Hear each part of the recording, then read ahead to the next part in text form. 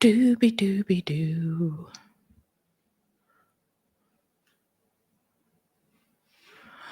Doo doo doo doo doo dooby doo doo doo doo.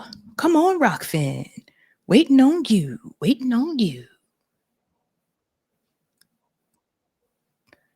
Thank you.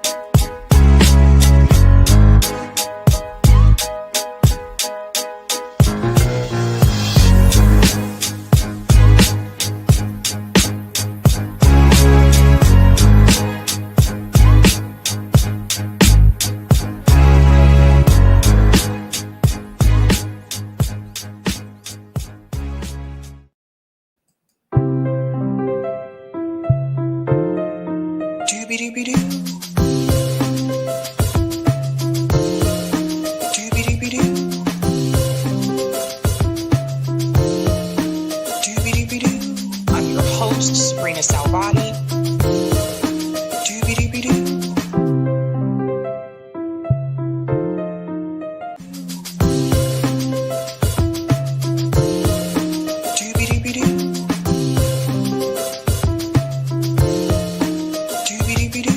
I'm your host, sabrinasalvati.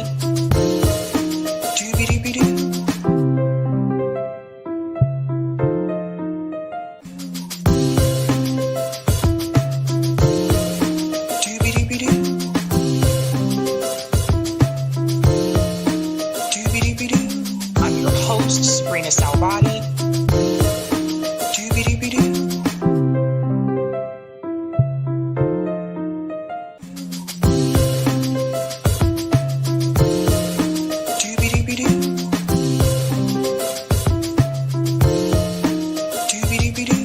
I'm your host, sabrinasalvati.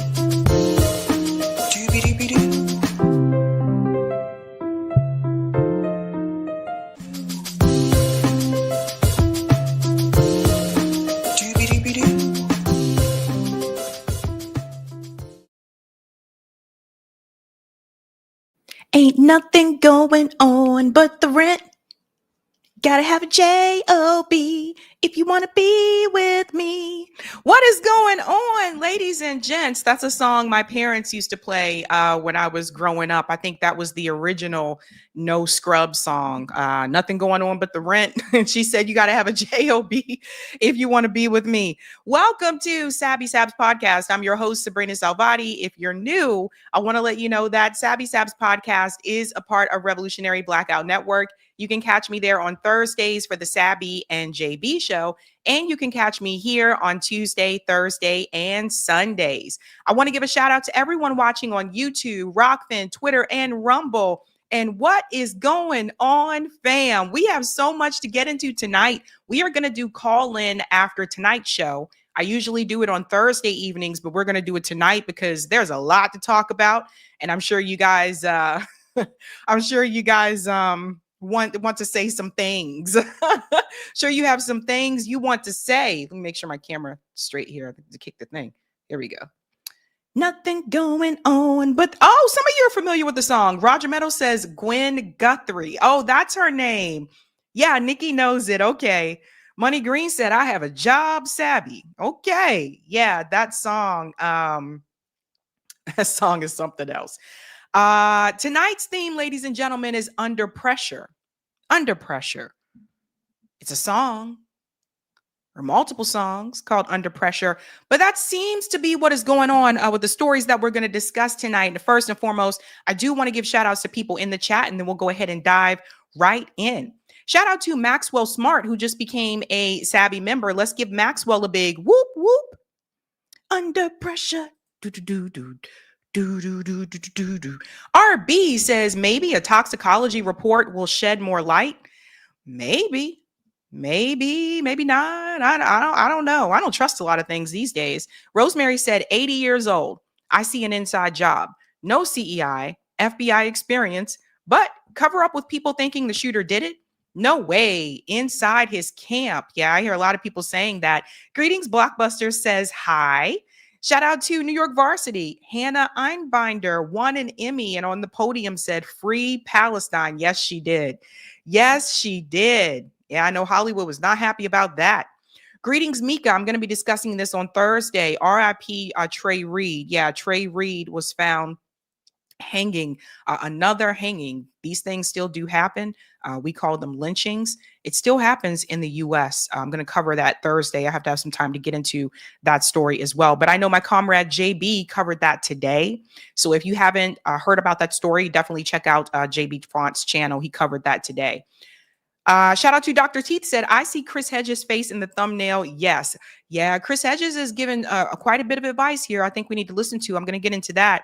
Shout out to Peach says, just finished Candace's broadcast. Whew. It's a lot. It's a lot of information. Rain, this is going to be a juicy. I see Chris Hedges and Brianna Joy Gray. Shout out to Lorez says, hey, Sabby, Eric, Corey, and RB and fam. Hope everyone had a great weekend. Judge dropped terrorism charge on Luigi. Surprised the establishment. Didn't find a BS way to keep it. Watch ads and smash the like, y'all. Ooh, yeah, we haven't heard a lot about Luigi Mangione as of recent, so I have to check that out. Shout out to Hannah, says tuning in while at work. Greetings Clip says Jay-Z and Beyonce under fire for dining with Jared Kushner and Ivanka Trump. Yeah, so you know why Beyonce and Jay-Z are dining with Ivanka and Jared Kushner? And I know you guys are like, but Beyonce endorsed Kamala Harris on stage and everything. Yeah. But at the end of the day, they're in the same club as Jared and Ivanka. That just goes to show you again, a lot of this stuff is theater, right? So she can endorse Kamala and still hang out with Ivanka and Jared. They're in the same club. Same club. I saw it online. I was like, I don't know. I didn't know if I wanted to talk about it tonight or not, but I saw it online and people were getting very angry, very angry. Greetings, Randy says, good evening, Sabby and my revolutionary comrades. What's up? Shout out to Chrome says, peace and love, Sabby. And greetings, Barry says, doing excellent work, Sabby. Thanks for seeking the truth. You are welcome. Shout out to Fire says, happy Sabrina Salvati Tuesday night kickoff time. Keep lifting each other up. Love you, Sabby, Eric, Corey, and all of this beautiful RBM Sabby Town tribe.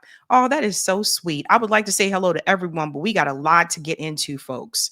A lot to dive into. Again, if you're just joining, we will do call in tonight instead of Thursday, because I figure people probably, after tonight's stories, I'm like, people are probably going to want to call in. So looking forward to that. Let's go ahead and give a shout out to Sabby patrons. Thank you guys so much for your support. Really do appreciate you, fam, holding down the fort around here. If you are interested in being a Sabby patron, I have 5 categories. Ultimate. Don't forget about the Sabinators. There's also Sabsters. And of course, there are Sabbies. And we cannot forget about members. They are also listed here as well. You can see their names also scrolling across the bottom of the screen there on the ticker. Hey, hey, hey. Thank you guys so much. Really do appreciate you. And I do want to shout out a new Sabby patron. Over here, we call them newbies. Yes, we do. Let's give it up for Adam Bell. You know, I went to high school with a guy named Adam Bell. I wonder if this is the same Adam. Probably not. Yeah, probably not. But that's just interesting. Thank you. Thank you guys so much. Really do appreciate all of you, fam. Okie dokie. Let's go ahead and get into it. Let's show that beautiful thumbnail so you can see what we are discussing tonight. Go ahead and get comfortable. I have so much to say. So much to say. I'm like Dave Matthews up in this piece. So much to say. So much to say. All right. Tonight we are discussing, there is a new story. It is the Charlie Kirk bombshell. The Gray Zone has released another article. And this article is about a Charlie Kirk intervention that apparently took place over the summer in the Hamptons. And that guy next to Charlie Kirk is Bill Ackman. He's a billionaire. If you are not familiar with him, don't worry. I'm going to give you the rundown on him as we get into that story. But I have talked about him on this show a couple of times because he is one of those billionaires that I feel like he's not well known enough to the point where he can kind of slide under the radar for quite a bit. But he pops up every now and then when he feels like he needs to. But he's one of the ones you really need to watch out for. So we're going to get into that story. Also, Candace is confirming many of the things that were said in this new Gray Zone article. We're going to show you what Candace Owens said about that intervention in the Hamptons. We're also going to discuss, oh boy, Brianna Joy Gray had a conversation with Zed Jelani, and she is calling out some of the white leftists that, for whatever reason, are finding ways to find the good in Charlie Kirk, but they can't seem to find the good in some of the black leftists or black people to the left of them. Now, this really brought up a lot of memories that I had, a lot of memories. So I have some things to add to that. We're also going to discuss Donald Trump is in that picture there. He is being asked to implement the Charlie Kirk Act. And I'm going to tell you what that means for censorship and what that means for media. Everybody needs to pay attention to this. He has not passed it. I sincerely hope he will not, because it would impact everyone in media and even going a little bit further beyond that. So we're going to get into that. We're also going to discuss Chris Hedges is giving a stern warning to people on the left about what not to do, because we'll get into the warning that he made there on Democracy Now! About how the blowback is coming back towards our way and how leftist organizations will be impacted. Everyone really needs to hear what he had to say about this. And Chris is a great writer. He's been on the show multiple times before. I think he has some pretty good advice. And last but not least, we have a breaking news story. It is the Gaza report, a UN report and a Gaza report combined. There is a breaking announcement that came from the UN today about the state of Gaza, and we will get into all of that, ladies and gents. And yes, we do have to say this one. We got to send an RIP to Robert Redford, actor Robert Redford. I'm not sure if everyone's familiar with him. You know, my mom knew a lot about Robert Redford. Like, she grew up like watching his movies and all that jazz. I didn't really know who he was for a long time until my mom was like, that guy is Robert Redford. And I was like, oh, okay. I didn't really know who he was, like, you know. So apparently very, very much a powerhouse in the movie industry, but he passed away. So rest in peace to Robert Redford. It's crazy, right? Crazy times. Ladies and gentlemen, again, the theme tonight is under pressure. Under pressure.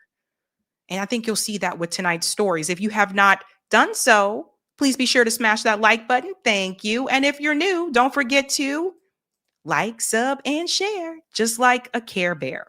Let's go ahead and get into the very first story, folks. Okie dokie. The United Nations made an announcement today about the state of Gaza, and I think this is something that we have been waiting for the United Nations to do. They have declared that Israel is committing a genocide in Gaza. Now, if we want to go back to when South Africa brought Israel to the ICJ, that international court, they were providing evidence that Israel was committing a genocide in Gaza. And at that point, the court said, well, they have to do everything in their power to not commit a genocide, right? So I think people need to understand that the United Nations doesn't have the ability to enforce anything. That would come down to, you know, the criminal court. Like they would have to come in and say, you cannot do this. But oftentimes what we find is that when they have those hearings, it is the United States representative that raises their hand that says, no. We've seen this happen multiple times when they were trying to get a ceasefire, and other countries supported it and the U.S. voted against it. The UN is declaring that Israel is committing a genocide. This is big news. It is now officially on the record, and I'm going to tell you what that means going forward. Let's go ahead and get into the announcement made here on Al Jazeera. You're going to get to hear from one of those members. Justice ordered Israel to, quote, take all measures to prevent in January 2024. Since that ruling, nearly 40,000 Palestinians have been killed. Navi Pillay is chair of the UN Independent International Commission of Inquiry on the occupied Palestinian territory. She's told Al Jazeera the details in the report prove a deliberate genocide is taking place. We've identified the president, Prime Minister Netanyahu, and the former Minister of Defense, based on their statements and the orders that they've given. So we have identified individuals. We have not done an investigation of all the individuals involved. I think future work by the Commission will get down to that. We're not dropping anything. Because these three individuals were agents of the state, under the law, the state then is held responsible. So we say it's a state of Israel that has committed genocide. Don't miss out. Get the full picture. Okay, so this is big. This is big news. But as I told you guys before, they can't enforce it. That's the thing. The UN can write a strongly worded letter. They can make a statement, but they do not have the power to enforce. And I think I misspoke earlier about the ICJ. They can't enforce anything either. So what does this mean when it comes to international law?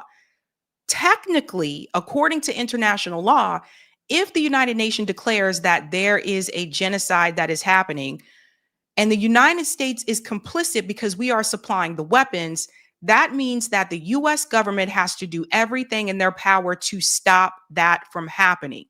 Now, this is very important, and I highly recommend to all of you, if you are not aware of who your representatives are, you need to look that up. That refers to the congressmen and women, and then also, I would say local politics as well. Call on your mayors, call on city council, because cities give money to Israel too. Boston gives $10 million a year to Israel, but we can't feed everybody here. Make it make sense, right? But they now have it on record. And what I do think is important about this is that Israel, this is never going to go away. It will never go away. This idea that Israel has to redeem its reputation, that is not going to happen. People have already seen enough. Over the past 2 years, we have watched them kill children. We have watched them kill women. We have watched them starve people to death in Gaza. That is not something that is going to be forgotten. And they can try to come in with as many different narratives as they want to. But the reality is there is a genocide that is happening in Gaza. And I'm going to show you the numbers that are being reported right now by the Lancet. So now the United Nations is saying it. And I will say this to the UN. Shame on you for waiting 2.5 years, almost 3 years, come this October. You waiting this long to finally make this statement. Because I'm just thinking about all of the lives that probably could have been saved if you would have made this statement sooner. Where was the pressure? Where was the pressure from the United Nations on European countries, on the West, on the US, on all the countries that were continuing to give weapons to Israel? So it's great that they're making this statement and you can have it on record, but shame on you for taking so damn long. That has to be said.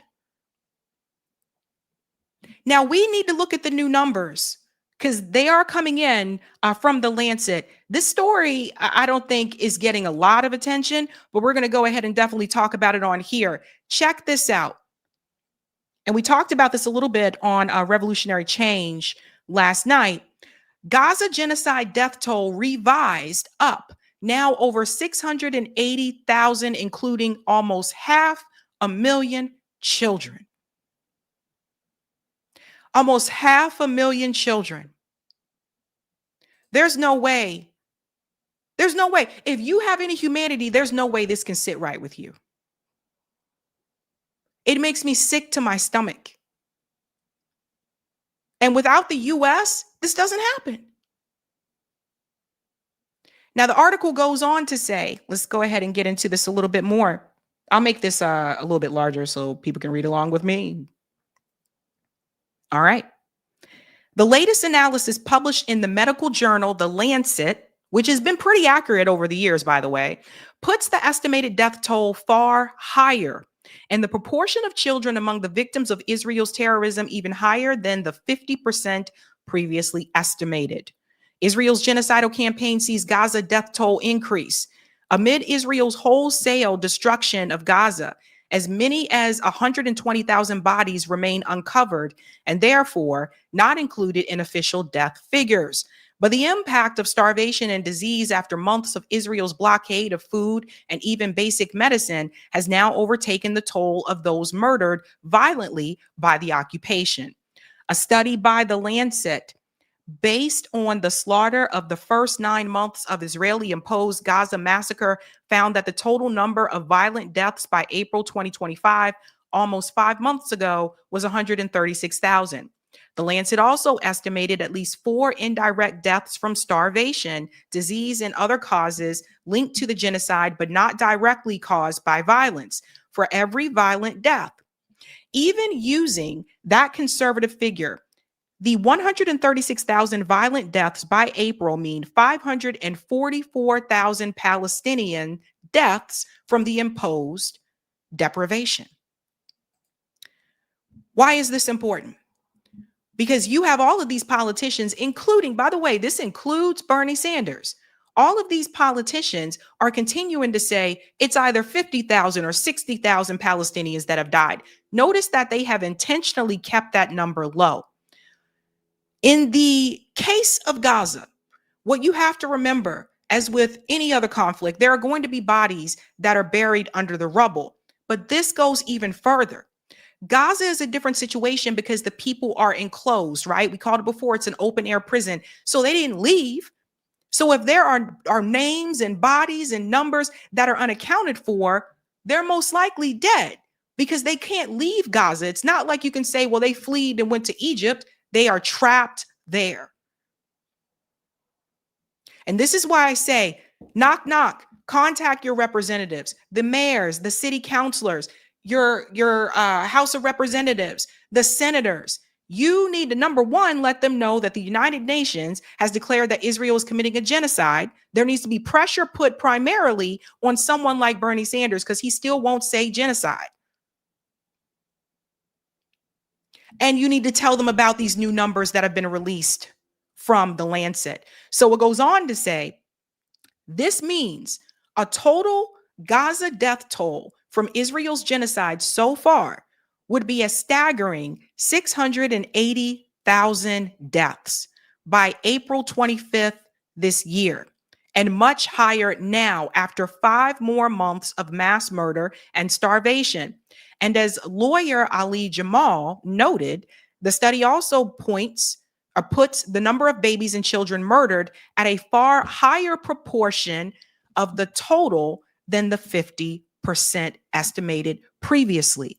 That means that more than 50% children have been killed in Gaza. And I say this, and I say it very clear to say this, especially if you feel that you are pro-life. You cannot be pro-life and be okay with genocide. And I see people using the Bible and all different types of scriptures to basically make an excuse for what Israel has done, but they won't tell you the truth. They won't tell you that the Israel that is mentioned in the Bible is not a physical place. They won't tell you that when they said Israel in the Bible, they said, I shall call you Israel, meaning that you are followers of Abraham. They don't get into that. And what has happened is that you have Europeans that came into an area. Granted, there were already some Jewish people that were living there with Palestinians beforehand. But you had European Zionists that came in and decided to colonize and expel the Palestinians who are there. This is a supremacy project. It is the final stage of colonialism. Now, they won't tell you this in the history books. They don't get into this. They don't talk to you about Theodore Herzl and how he's the father of Zionism, but he wasn't even religious. So when people tell you it's about having a religious space, that is a lie. They won't tell you that Israel is a secular state. It is not a Jewish state, Jewish religious state. That is also another thing that you hear people trying to push. It is a lie. So what is it really about? It is about ethnic cleansing. That's what it is. And do not let people come to you and try to tell you that this needs to happen because of the Bible. Read the Bible yourself. And shame on the pastors who are continuing to spread this nonsense. I grew up in the church. I know what it says.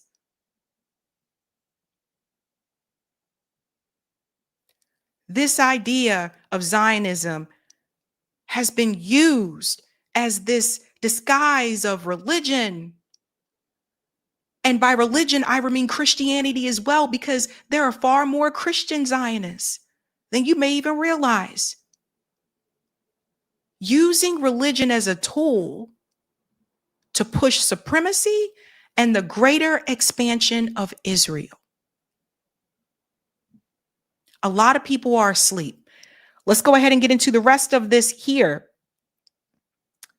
This is what the doctor said. Dr. Gideon said here. On September 3rd, 2025, Dr. Gideon Polya and Professor Richard Hill calculated the total death toll for Gaza since October 7th. My fingers are shaking as I'm writing this. Based on all the data collected, the death toll in Gaza is at least 680,000. But even worse, 380,000 are infants under 5 years of age, 99,000 children 5 or older, 63,000 women, 138,000 men.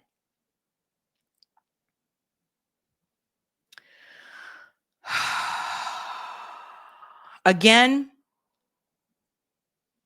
Gaza genocide death toll revised up, now over 680,000, including almost 500,000 children. And this is important because it was also announced today that Israel is starting a ground invasion offensive in Gaza right now. So put all these pieces together. The UN finally declares that Israel is committing a genocide in Gaza. You have the new numbers from the Lancet that says it's over 680,000 that are actually killed in Gaza. And now Israel enters with a ground invasion. Gaza is burning. Israel launches ground invasion of Strip's largest city. Nobody is stopping this from happening. Nobody's coming to the aid of the Palestinian people. Nearly 2 years into its retaliatory military offensive in the Gaza Strip, Israel said it has launched a long-studied ground assault on Gaza City. IDF troops have begun expanding ground operations in Gaza City as part of Operation Gideon's Chariots II. This is coming from the IDF. Gaza is burning, according to Israel Defense Minister Katz. He goes on to say, we will not relent or turn back until the mission is complete. The ground invasion marks a deepening of Israel's offensive in the Gaza Strip, which once housed 2.2 million people and has devolved into a starvation-stricken battlefield. Gaza City, previously the enclave's most populous urban settlement, is still home to hundreds of thousands of displaced Palestinian people. So let me tell you what's happening here, folks. This is it. This is the last stop before they expel all the people. This is Israel going in. Remember the ground invasion. This is the last stop. This is the ground invasion coming in to get rid of everybody else, whether they kill them or if they survive this, they expel them and Israel will take the land. I saw the other day a video on social media. Israel is bombing high tower residential buildings. I just saw videos of that, bombing tents directly. They blew up a car with a family in it. That was earlier today. If no one stops Israel from here, we go to what is called the Greater Israel Project. That includes part of Jordan, Lebanon, Syria.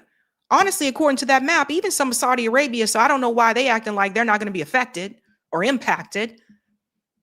But eventually the goal is to even spread into Africa. As Benjamin Netanyahu said, he said that we will then go in and liberate Africa. That's the word that they use when they mean colonize.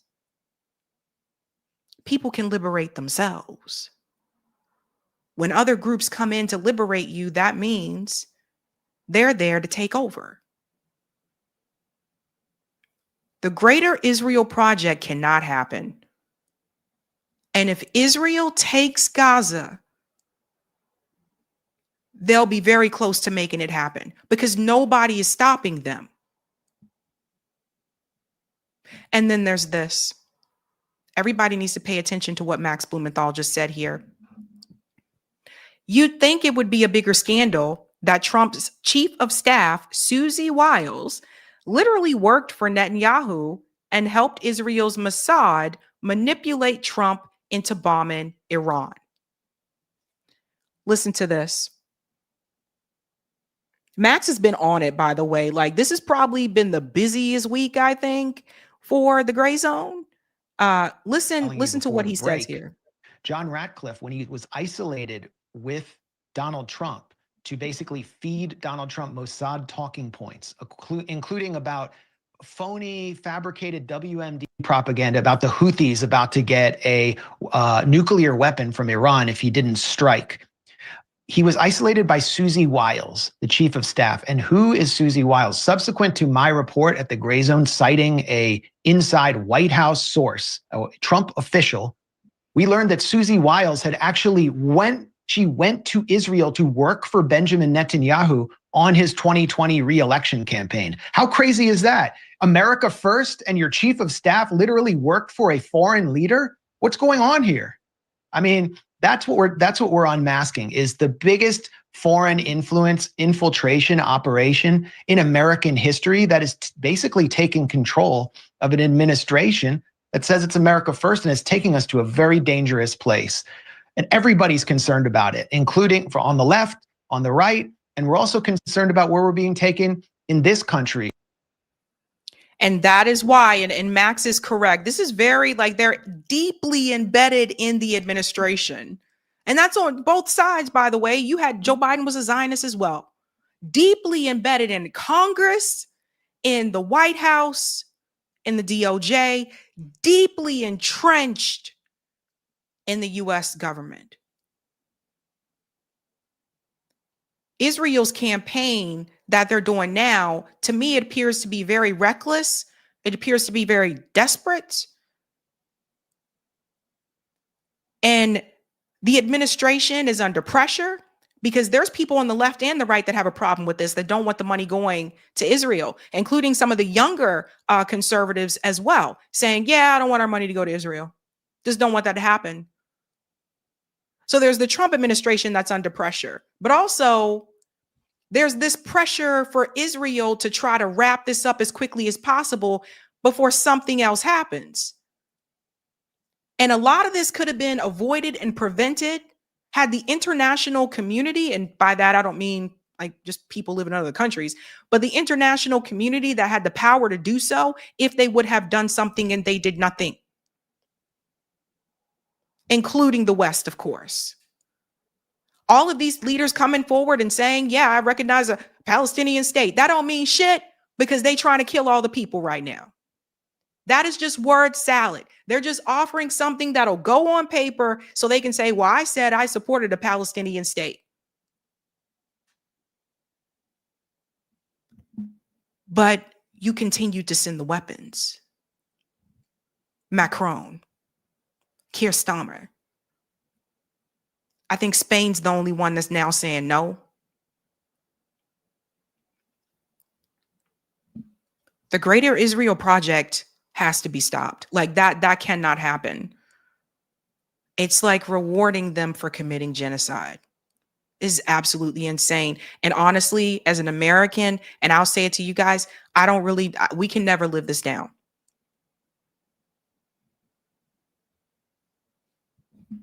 Something to think about. Something to think about, folks. Again, Tonight's theme is under pressure. Let's go to some of the comments here, ladies and gents, and then we will move on to the next story. Hey, hey, hey. Shout out to Dr. Teeth. I like that name. Are you a dentist, Dr. Teeth? Shout out to Dr. Teeth for becoming a Sabby member. Give him a big or her a big whoop, whoop. Thank you for the super chat, P. Smith. Africa got rid of Google and Microsoft. Yay. Yes, they did. Susanna, how does this change anything? Exactly, right? Like they're making a statement, but they don't have the power to enforce. Thank you, Wanker. Craig Mockheiber has laid out a way the UN General Assembly can go around the Security Council and deploy troops. Craig, I should bring Craig. You know what? I need to invite him back on. Thank you, Dre. I'm watching Sabby, Maj Touré, and Candace all week. Thank you, IH. Thank you, Sabby, for keeping to remind people about Gaza. God bless you. Well, thank you. And thank you, Avery. Dammy, you are the shit today. Thank you for what you do. Thank you. Thank you so much. We'll go ahead and get the comments on, I think that's Rumble. Thank you, Mark. Sabby, it's time for all of us to start pulling together around a common agenda. 11 demands, question mark. Yeah, Eric's 11 demands. And thank you for this one. Gaza is burning. Sounds too much like the Warsaw Ghetto is no more. What the Nazi commander said after they stifled the uprising. Yeah. It's really sad. It's crazy. I feel like Israel is just the behavior. It reeks of desperation to me. I'll never forget this, guys. I'll never forget what has happened. Crazy, crazy times. We're going to move on to something a little bit lighter. It kind of gets lighter as we go along. I wanted to start out with the heavy story first. Chris Hedges. Chris Hedges was on Democracy Now! Recently, and he is giving a warning to everyone on the left. And I think everybody needs to listen to this. You need to hear what he's saying here. Chris Hedges, he's an author. He's a journalist. He also hosts his own YouTube channel called Chris Hedges Report there. He has traveled to the Middle East multiple times. He's been on the show a couple of times as well. Guys, just pay attention to what Chris Hedges is saying. I think that is a big warning for everyone. We got to start paying attention. Now, explain your headline and what your concerns are. The martyrdom of Charlie Kirk, about the horrific murder of Kirk. Well, you saw that his murder weaponized even before the suspect was apprehended, and the quote-unquote radical left being blamed. So in every conflict that I covered, martyrs were kind of the lifeblood of violent movements.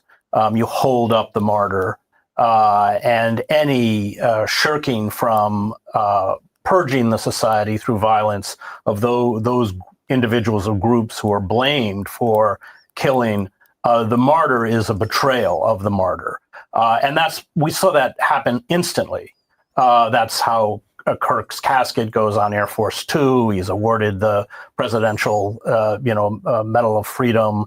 The flags are half. I mean, and that's only accelerated. He comes out of the Christian nationalist movement, which I wrote about a decade ago in my book, American Fascist, The Christian Right in the War in America.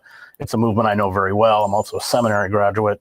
And I think we've reached a very frightening turning point.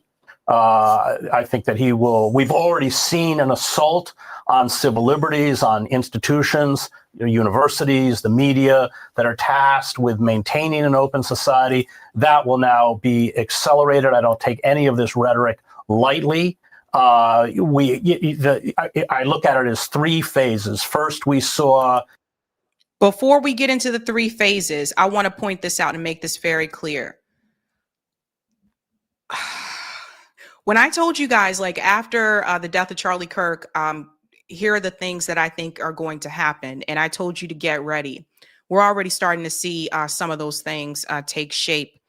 Number one, I told you an increase in surveillance, which would make sense considering Palantir has their hands in the Trump administration at this point in time.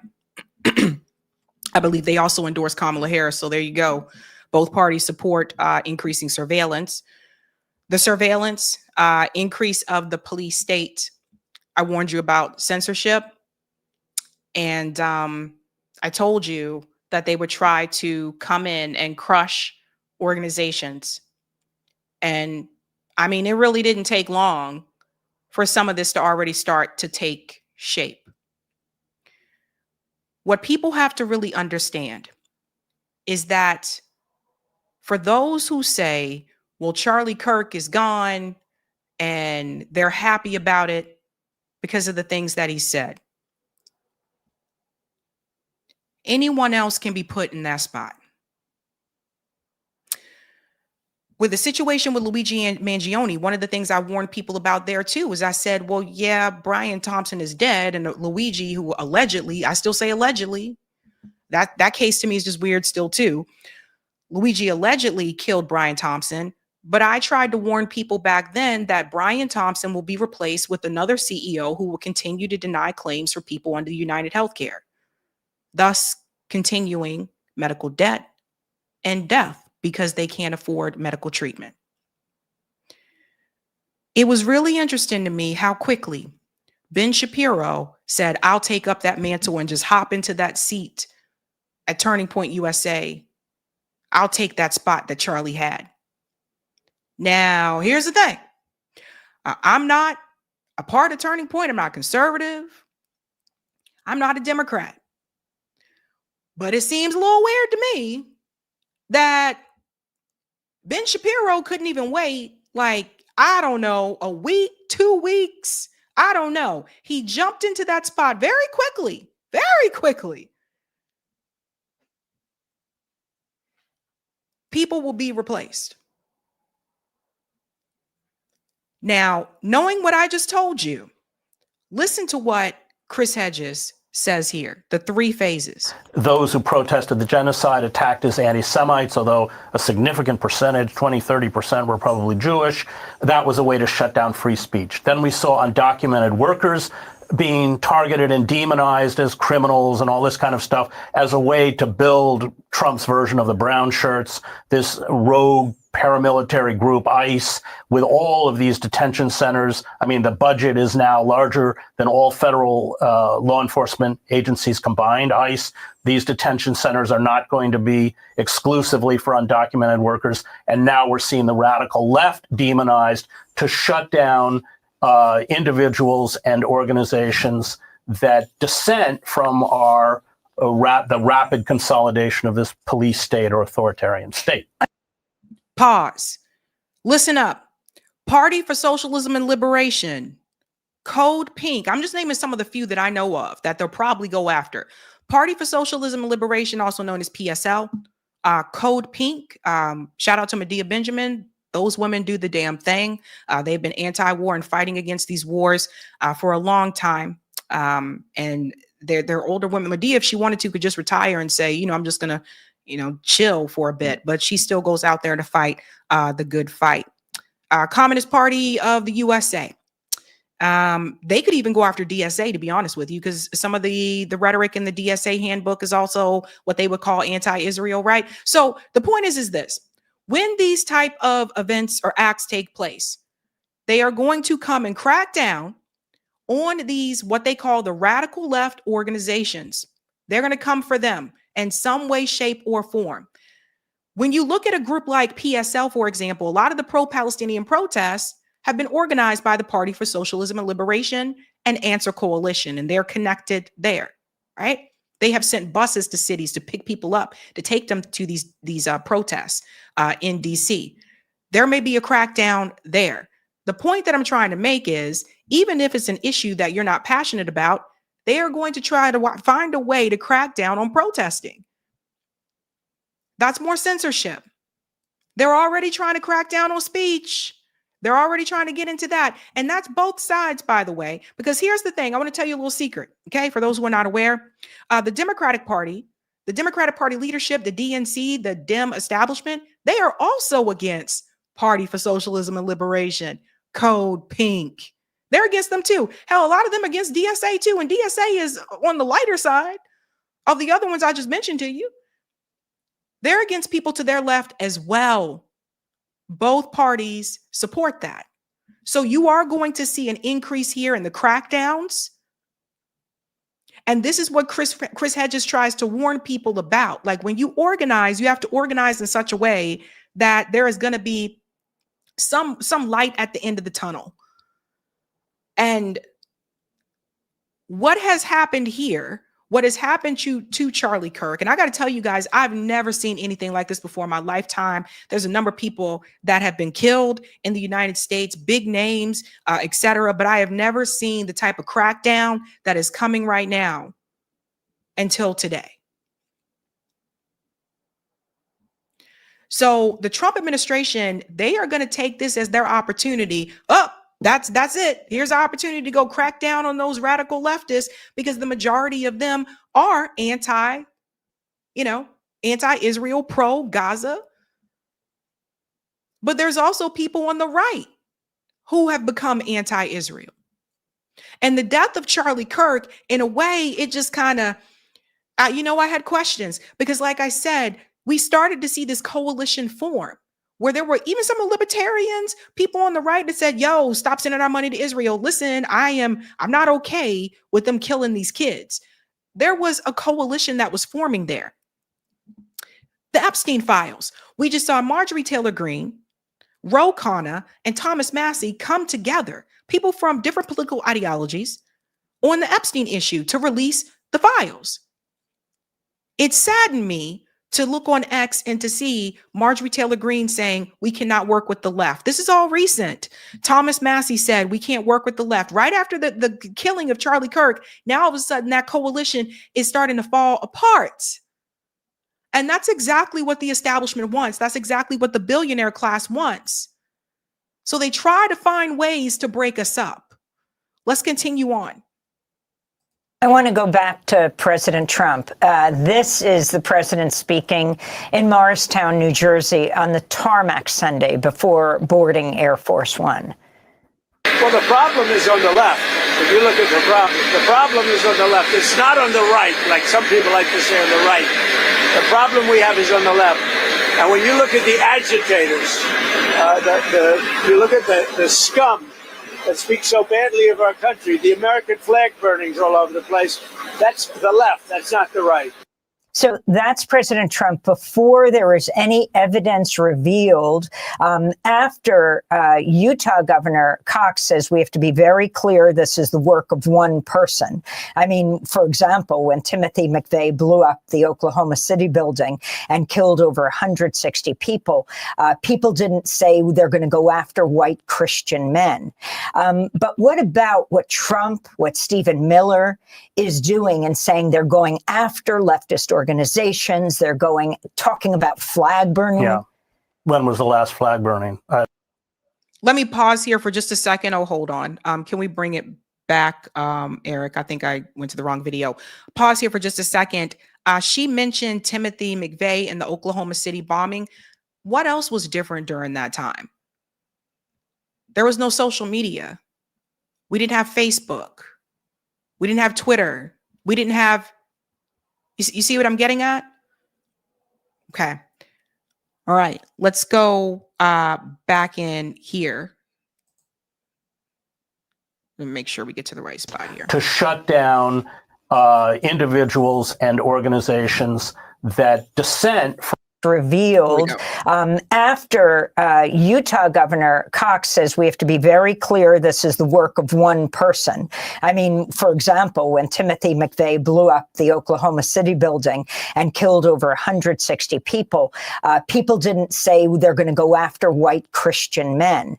But what about what Trump, what Stephen Miller is doing and saying they're going after leftist organizations, they're talking about flag burning? Yeah. When was the last flag burning? I don't remember one. Well, it's all fictitious. They've already started going after these organizations, but this has given them a green light to lift all constraints. Yep. And we've seen, a bill was the Florida, what was his name, Best or Most, I don't remember this, in the House, where groups that supposedly provide material support to terrorism can have their citizenship revoked. Remember Tom Cotton, right after 9/11, wanted to prosecute or go after mainstream media organizations, AP, CNN, the New York Times, for using pictures, graphic pictures from October 7th and from the genocide. So the process has already begun. Universities such as Columbia have already capitulated. And CBS is about to be turned over to a rabid Zionist and Bari Weiss, if everything goes through. We've already seen that assault. But now, in the name of the martyr, Charlie Kirk, I think that they will carry out activities that will essentially, in the end, and look to Miller, because Stephen Miller's the one who's kind of organizing all of this, just as he has with the assault on undocumented workers and on immigrants. They will begin to shut down organizations. I'm sure they're not very happy with democracy now. They essentially intend to create a closed society, a police state, an authoritarian state, under the rubric, with the kind of ideology of what I call Christian fascism. I mean, I label these Christian nationalists as heretics. What did I tell you guys? They are going to go forward to shut down organizations. And in particular, organizations that are pro-Gaza, pro-Palestine, pro-liberation, right? And I'm very, very concerned about this. So you guys, I say like under pressure. Again, I just want to show you J.D. Vance was at Charlie Kirk's. Now, this is Charlie Kirk's podcast. And J.D. Vance, listen to what he said on Charlie Kirk's podcast. And while our side of the aisle certainly has its crazies, it is a statistical fact that most of the lunatics in American politics today are proud members of the far left. And while our side of the aisle certainly has its crazies, it is a statistical fact that most of the lunatics in American politics today are proud members of the far left. Is that true? First of all, this is the vice president of the United States who looks like he kind of just took over Charlie Kirk's podcast, at least for this segment. That came on to basically keep the right divided from the left. Everybody wake up and pay attention to what's going on. We have seen bipartisanship from the right and the left to release the Epstein files. We have seen bipartisanship between people on the right and people on the left to stop giving money to Israel. Even some of the people that I know have said that they are pro-Israel on the right still said stop giving money and weapons to Israel. Does everybody see what they are trying to do? So they have to break that up. J.D. Vance is over here on Charlie Kirk's podcast to send that message to Charlie Kirk's audience and say, you got to go after those radical lefties. We all got to come together and fight against them, so that you're not paying attention to the fact that the United Nations just declared that Israel is committing a genocide in Gaza, so that you're not paying attention to the fact that Israel is now operating a ground offensive in Gaza, so that you're not paying attention to the fact that they send the police after everybody else except for Jeffrey Epstein's friends.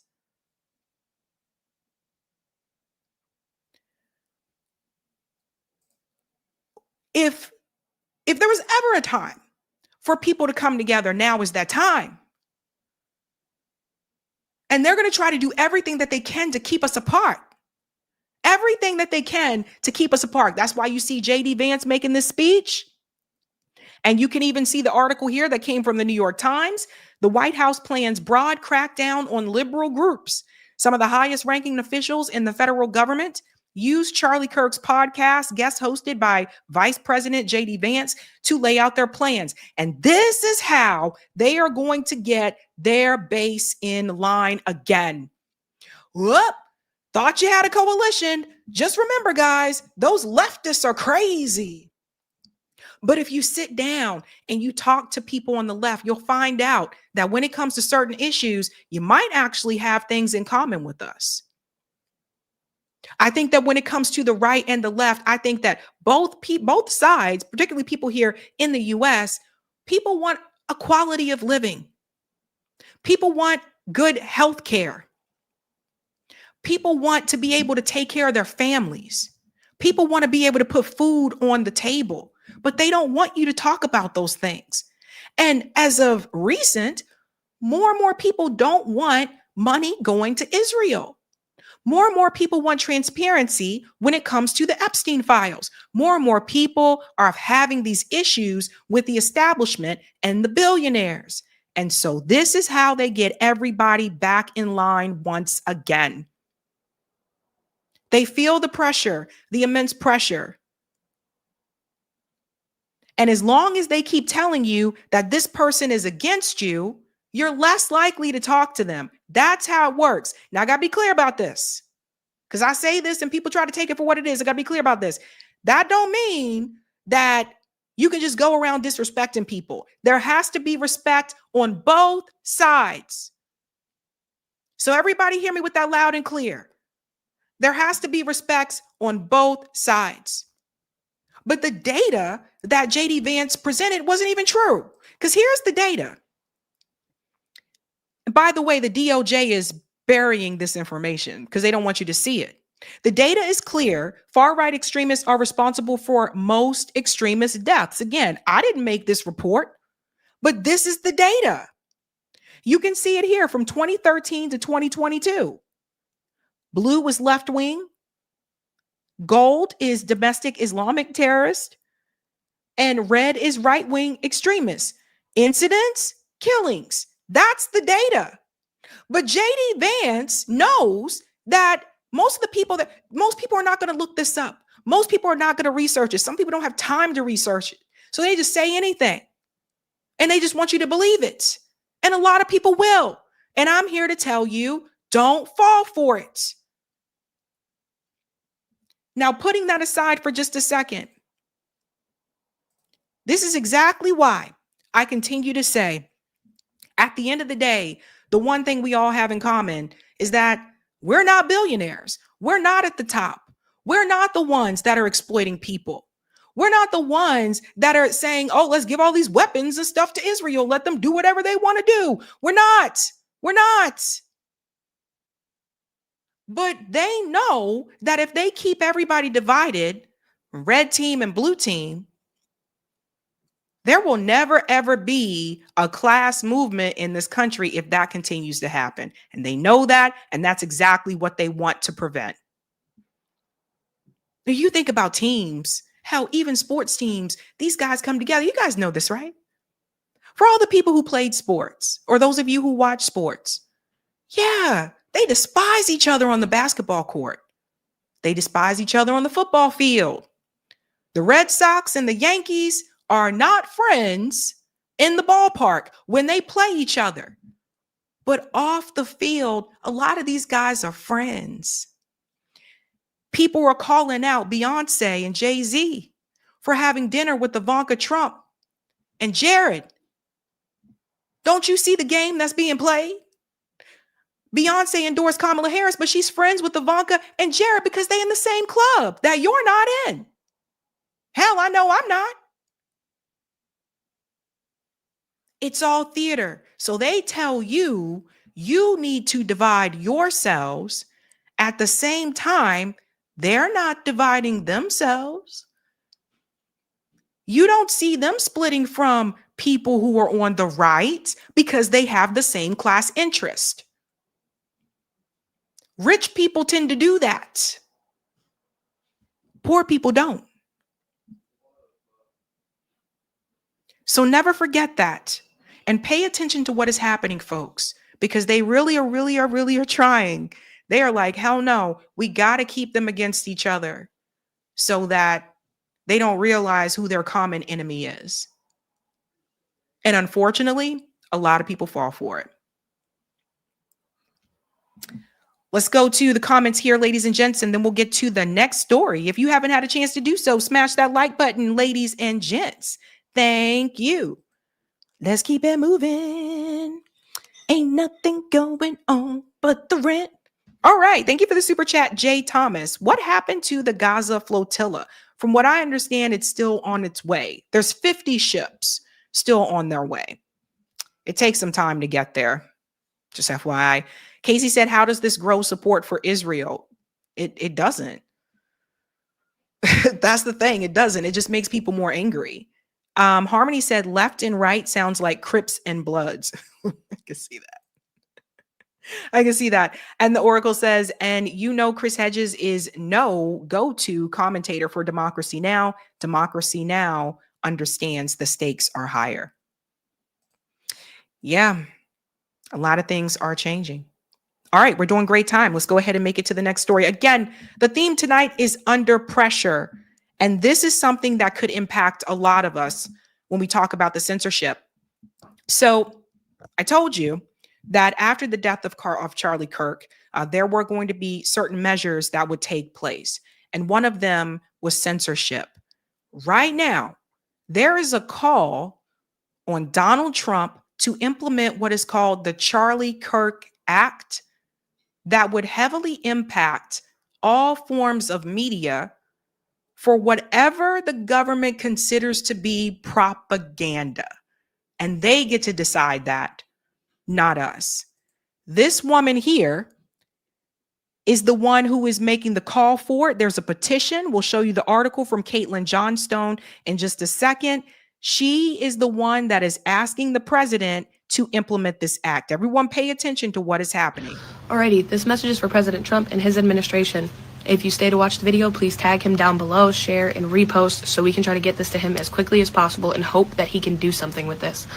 President Trump, as a supporter who voted for you 3 times, I am hoping and praying that you will revisit what Barack Obama and Joe Biden got rid of back in 2013, which is the Smith-Mundt Act, which held news corporations accountable for lying to the American people and spreading propaganda instead of truth.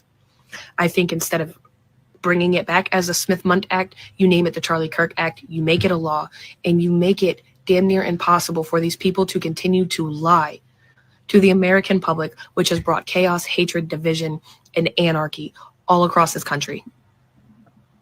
Fines out the ass, which will damn near bankrupt their companies should they lie to the American people ever again. They can have their opinions, that's fine. They need to state that it is their opinion and that it is not a fact. So do you see what she is asking the president to do? She's saying that if people in media lie, they should be fined out the ass. Who's going to tell her that politicians lie? Okay. Hello? Okie dokie. Because of their constant lies, a man lost his life over it. Because of the constant hateful rhetoric of calling him a fascist and a Nazi and a white supremacist and a bigot, the same thing that they called you, this man is dead. I think this would be a great legacy for him to have a law named after him to force journalists to finally start telling the truth and having the integrity that they have lacked for over a decade. I hope that this gets to you. I hope that you think about it and that you pass it into law. Because we are on a dangerous path right now with the constant lies and the propaganda. And that doesn't end just at news journalists. It needs to go to content creators who consistently spread lies and propaganda and half-truths across the internet. This needs to end. And people need to start being held accountable for baseless claims over absolute abysmal things. It needs to end. So please, if you have it in your heart to have the time to do this, get this in front of Congress, get this passed as a law, and start holding these news corporations, be they right, left, or center, accountable for their behavior. Thank you. Okay. Baby girl, I don't think you realize what you're asking to happen because it could impact you as well. So let's get into what that Charlie Kirk Act would look like. Again, you guys know I'm 100% against censorship. I'm pro free speech, even speech that I don't like. But look at this. Shout out to Caitlin Johnstone, journalist here. Caitlin does great work. If you don't follow her, make sure you do. Trump promotes a Charlie Kirk Act to establish a ministry of truth. Remember when they wanted to implement this ministry of truth under the Biden administration, right? So you see, and the truth is whatever they say is the truth. Everyone needs to be talking about this. Everyone in media needs to be talking about this. It's probably worth flagging the fact that the president of the United States is promoting the establishment of a ministry of truth to restrict speech in a suggested law called the Charlie Kirk Act. On Truth Social, he posted a viral video from TikTok on Saturday. That's the one I just showed you guys. Ellie Mae, she blamed the assassination of Republican political operative Charlie Kirk on the press, urging the president to push for legislation that would make news corporations accountable for lying to the American people and spreading propaganda instead of truth. She frames the idea as a revisitation of the Smith-Mundt Act, but then goes on to describe authoritarian measures which have nothing to do with Smith-Mundt. Let's go ahead down here. Let me close that. And she's just repeating what she said here in the video. So check this out. May has been promoting a change.org petition to enact the Charlie Kirk Act to restore media accountability, which as of this writing has tens of thousands of signatures. This amended act will hold media outlets, radio stations, educators, content creators accountable for the false narratives and erroneous information they spread deliberately or irresponsibly. The petition reads, proposing heavy fines for those deemed to be in violation. So again, this would not only impact media, this would also impact educators as well, for those of you who are in education. There's a couple of issues with this.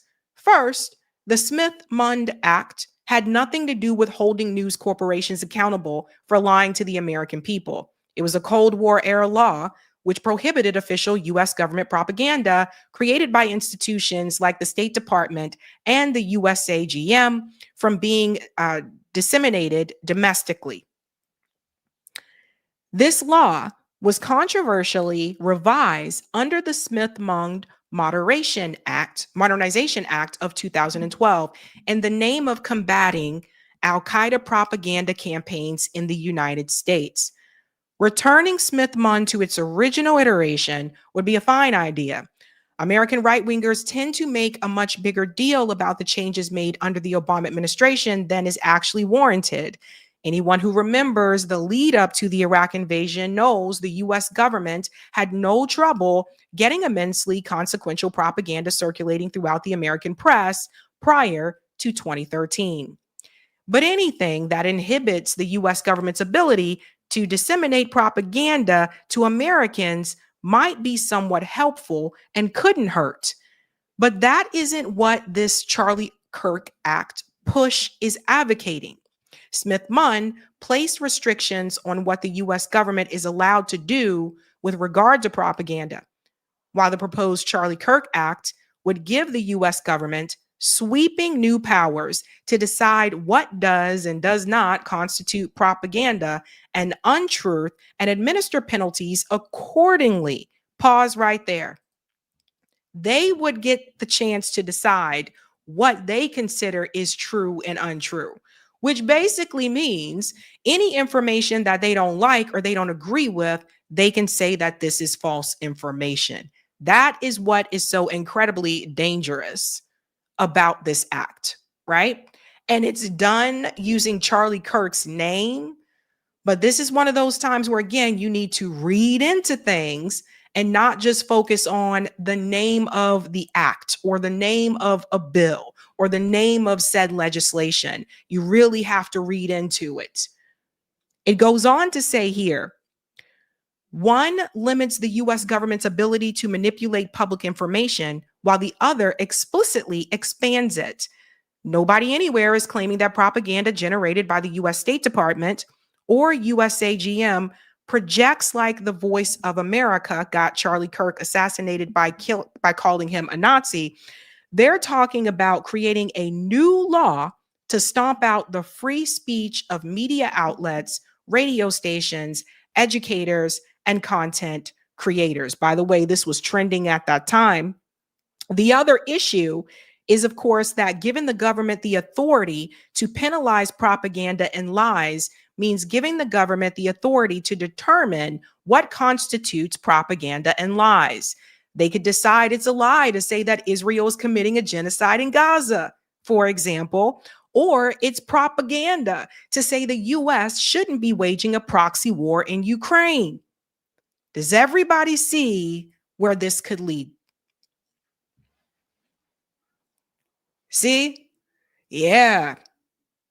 Continuing on here, the Charlie Kirk Act is being pushed in the name of fighting propaganda, but it would actually be giving the US government unprecedented authority over what Americans are permitted to say on any platform.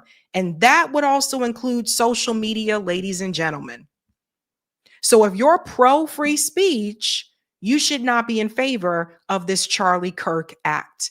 And shame on them for trying to use, you know what I'm saying? It's like they're using his death and using his name to make you think this is something that it's not, because this can impact everybody. It doesn't matter if you're on the right or the left. If you say something, let's be clear. We talk about the war in Ukraine, right? There are people on the right that are against the war in Ukraine. There are people on the left that are against the war in Ukraine. There are people on the right and the left that are against the genocide in Gaza. So, and at the end of the day, yes, I do independent media, but this isn't just about me. Because typically with these types of things, they start in one area and then they spread. So free speech is under attack. And I've been warning people about this for a long time. Long time. This could, of course, turn out to be nothing and fizzle right away. But when the president of the United States starts pushing for the establishment of Ministry of Truth to determine what Americans are allowed to say, I think that's worth drawing attention to. Guys, it's what I mean again about under pressure, right? Like some of these actions, it's insane. It's insane. And I've never seen the US government respond this way to any other death in this country that has happened during my lifetime.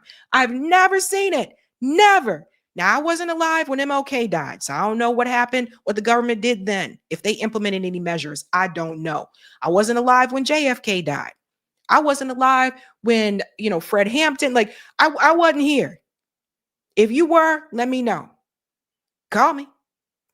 But I have never seen this before. The measures that are being taken, it is just through the roof. And there's more. I'm seeing this on both sides as well. When you look at the politician, again, shout out to Caitlin Johnstone, push for more internet censorship is coming. Look at this. Here is Pete Buttigieg. Now, this is on the Democrat side. Pete Buttigieg says there is not a consistent pattern of left versus right among shooters, but there is a pattern where we see so many of these people are men, usually young men, who seem to spend more and more of their time in dark and twisted corners of the internet. Dark and twisted.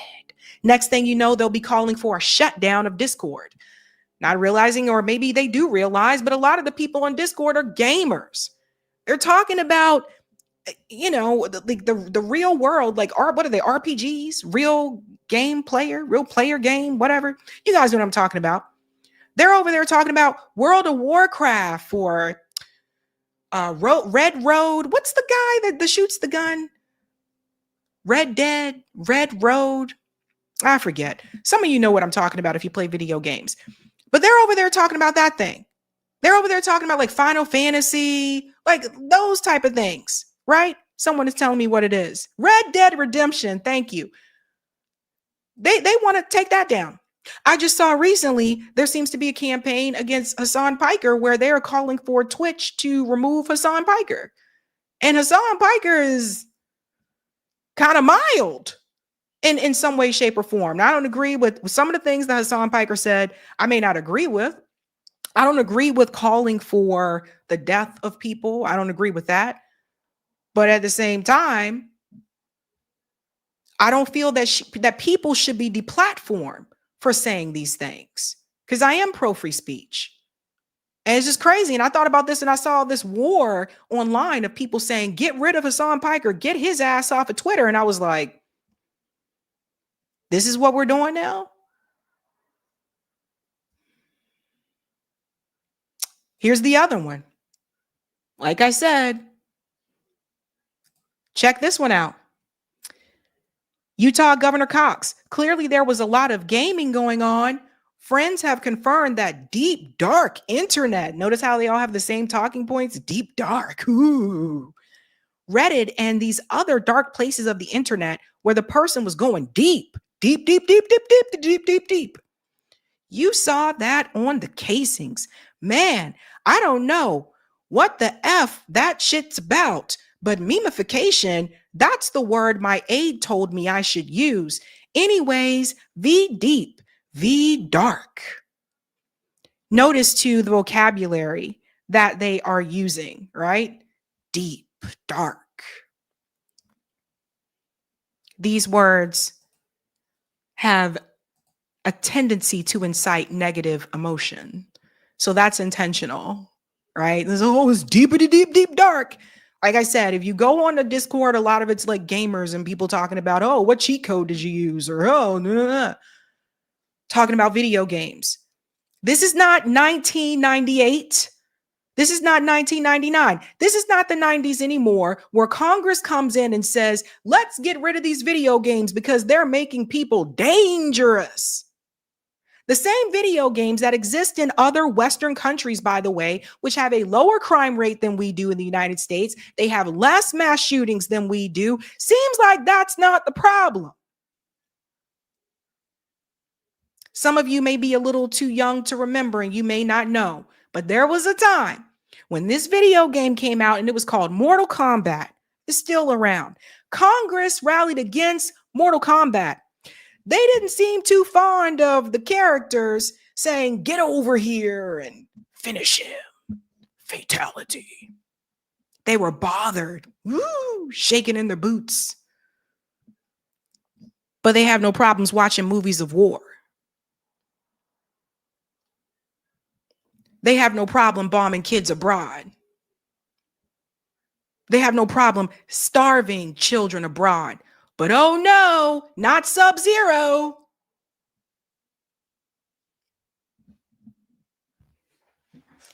This is where I feel like we're headed back to, right? You have Nick Fuentes here, who everybody's coming down his back as of recently. Hassan Piker should be banned on Twitch and then deported back to Turkey. And before people on our side cry about hypocrisy, remember that you can't say the word simp or retard on the platform, but you can openly incite murder against conservatives. Enough is enough. Here comes Nick Fuentes, not the guy who said, no, don't shut down the speech. The pressure, everybody has lost their shit. And you see it here with Donald Trump. Listen to what he says here about Code Pink. And a woman, in many cases, women, you can see they're professional agitators. I had one the other night. I had 4 the other night, all in one group, total phonies. I started to scream when I got into a restaurant, oh, you know, something with Palestine. And I said, well, I'm doing a great job for peace in the Middle East. I should get lots of awards for that, right? With the Abraham Accords and everything else. But a woman just stood up and started screaming. And she got booed out of the place, too. The people, there were a lot of people in the restaurant. I went there to show how safe, and it was safe. I mean, the woman is just a mouthpiece. All she was a paid agitator. And you have a lot of them. And I've asked Pam to look into that in terms of RICO, bringing RICO cases against the criminal RICO, because they should be put in jail. What they're doing to this country is really subversive. Yeah. You see what I mean about the crackdowns and the censorship? So he's talking about Code Pink because they protested against him when he was at a restaurant. Hey, Trump, guess what? They did the same thing to Joe Biden about Gaza. They're not going to treat you any differently because you're continuing the genocide. He's calling for them to be jailed. You see where we're headed?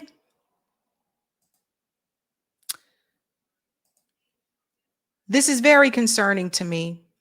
Very concerning. You have Pam Bondi's out there now. Pam Bondi is now saying that they are going to heavily go after people who use hate speech. Watch this. There's free speech and then there's hate speech. And there is no place, especially now, especially after what happened to Charlie, in our society. Do you see more law enforcement going after these groups who are using hate speech and putting cuffs on people so we show them that some action is better than no action? We will absolutely target you, go after you if you are targeting anyone with hate speech, anything. And that's across the aisle. So let me get this straight, folks. Again, so you will heavily target people and go after people for speech, but you won't go after Jeffrey Epstein's friends for trafficking underage girls. Do I understand this correctly? The focus is more so now on speech instead of going after sex traffickers. We live in a cartoon. We're going to come after you. We're coming. Here we go.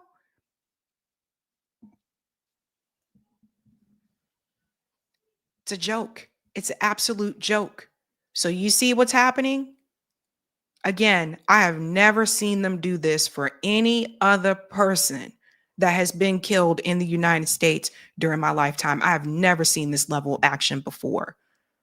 And it's almost as if there seems to be even more immense pressure from Israel. I do think that a lot of this pressure is coming from Israel. They still want people to get on board with them. They are not happy with the numbers that show the majority of Americans are not in favor of giving money to Israel and don't support a genocide in Gaza. So let's go ahead and come after the speech. They can't talk. Let's do. And you know what? This is a message here to the Democratic Party. The people like Hakeem Jeffries, who also simps for AIPAC, he can't really do too much because he part of the same club too.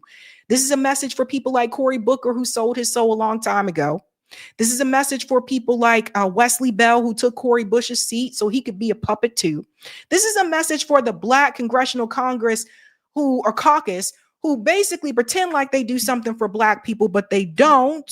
They serve Israel first too. This is why you lost in 2024.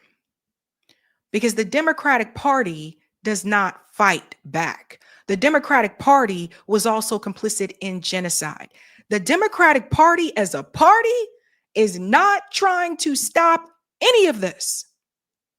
They just chilling, collecting their checks,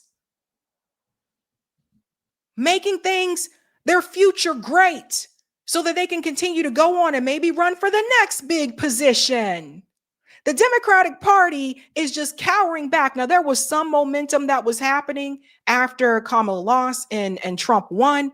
But as I warned you back then, that wouldn't last long. That has already died off. And some of them, a lot of them, can't really say too much because they're bought by the same donors. How are you going to tell Trump to stop doing something that you're doing?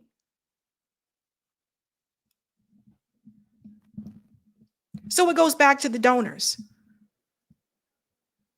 They don't trust us as a people. I am very, very concerned about that Charlie Kirk act. And I think that we got to keep our eye out for that one. I hope that does not become law.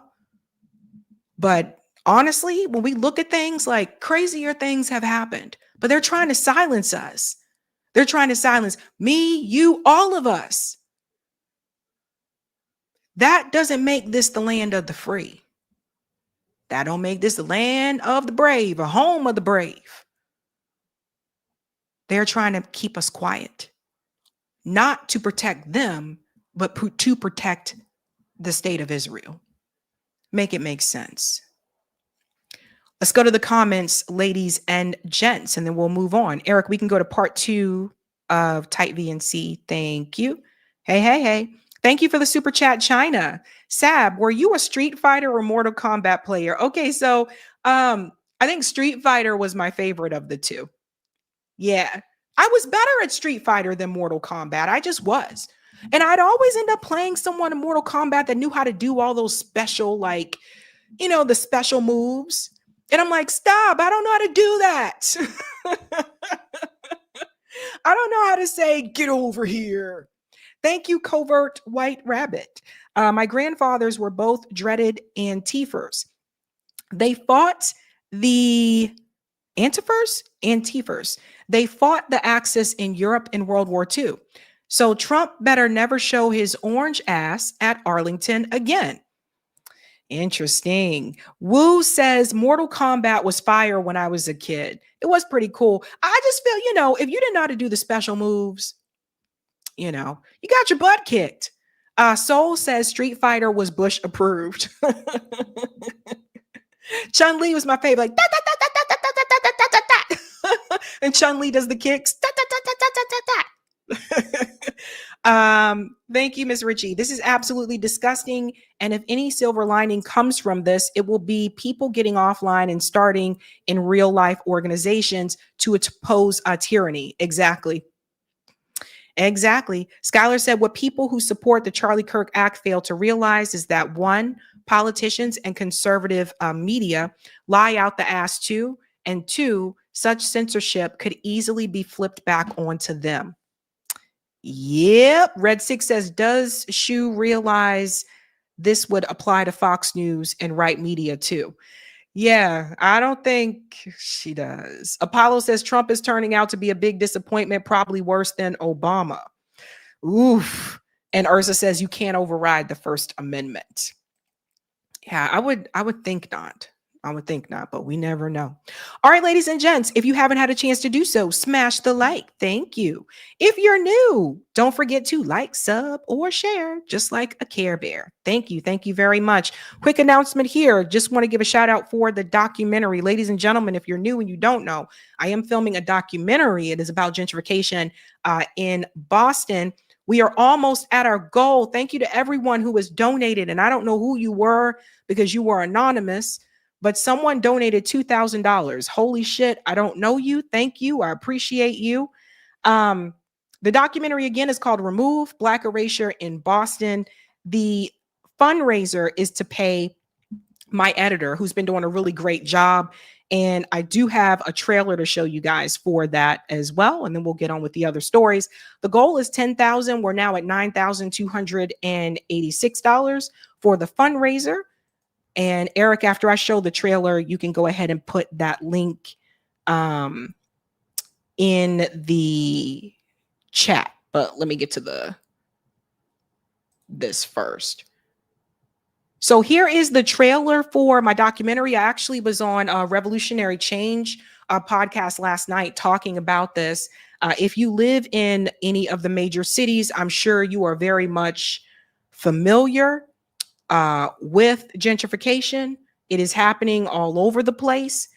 In particular, the type of gentrification that's happening in Boston that we discuss in this documentary has to end. Oops, excuse me. Hold on. Let me go back. Has to deal with people that have been removed based on their here we go.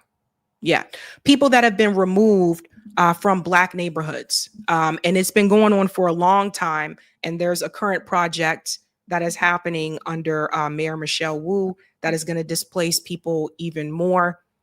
She's going to win. She's running for re-election. She's going to win. She doesn't really have someone challenging her that is polling better than her.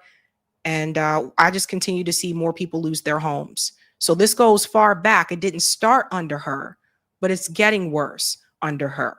And this is a Democrat mayor, which we've had multiple Democrat mayors in a row in Boston that continue to cause people to lose their homes and therefore lose their wealth. Here's the trailer. Yes, Boston is home to winning sports teams and elite universities. But some might say that there are two Bostons.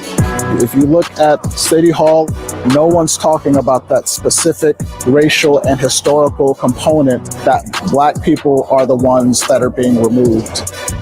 There's a huge significant difference in lived experiences, and we know this because of the wealth report. We're at $8. This whole plan of gentrification isn't a new concept. In every city you go into in the Northeast, they kept moving Black people out of the inner city.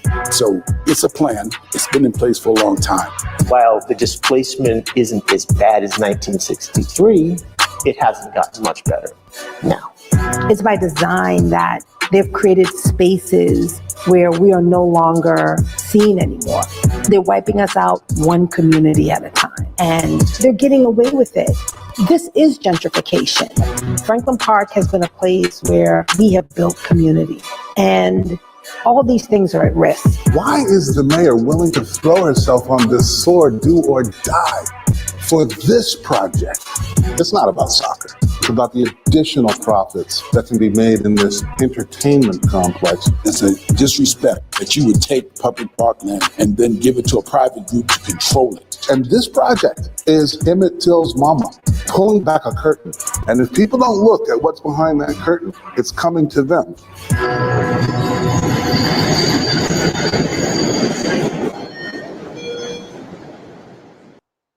All right, that is the trailer. I can't wait to show this to you guys. Eric, I think you already did this. Eric probably already put the link to that in the chat, but I can't wait to show you guys. We are going to try to do an in-person premiere first in Boston, and then we will do the premiere on YouTube. So I've been talking to a lot of people here to hopefully get that theater premiere happening and off the ground. So I'm really excited about it, and hopefully people will learn quite a bit. Okay, we are moving on to the next story. Okie dokie. Brianna Joy Gray had a conversation recently with Zed Jelani. Part of that conversation went a little south because she brought up an issue that she is noticing in particular in left spaces with white leftists who were willing to, I guess, give some type of grace towards Charlie Kirk, but not to what I would say said to even some black leftists, right? So I'll give my own personal account of this, but I want you to see she was referring to these articles in particular. There was one article that was written by Ezra Klein. God, Ezra Klein. Sorry, he's awful. There's one article written by Ezra Klein that she highlights in this conversation. This is the article here. It is titled, Charlie Kirk was practicing politics the right way, again, by Ezra Klein.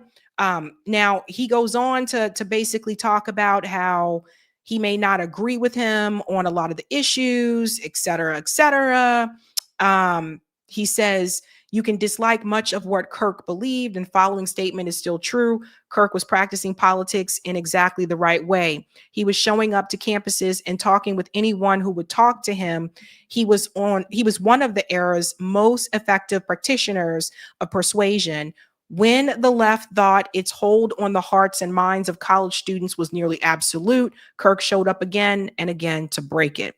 Slowly, then all at once, he did. College-age voters shifted sharply right in the 2024 election, right? So he goes on to say quite a bit in this article. He says that, you know, people shouldn't glorify his murder, shouldn't glorify his death, etc.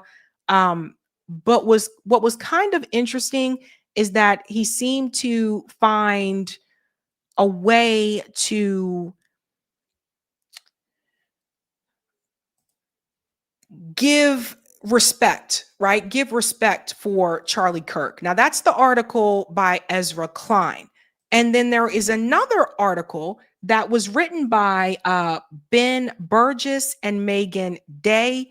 And this one is through Jacobin. Charlie Kirk's murder is a tragedy and a disaster. They wrote this article here. And they go on to talk about how the assassination of Charlie Kirk threatens to embolden the far right and provide Donald Trump with a pretext for crushing dissent. Escalating political violence corrodes democratic norms and poses a unique threat to the left, right?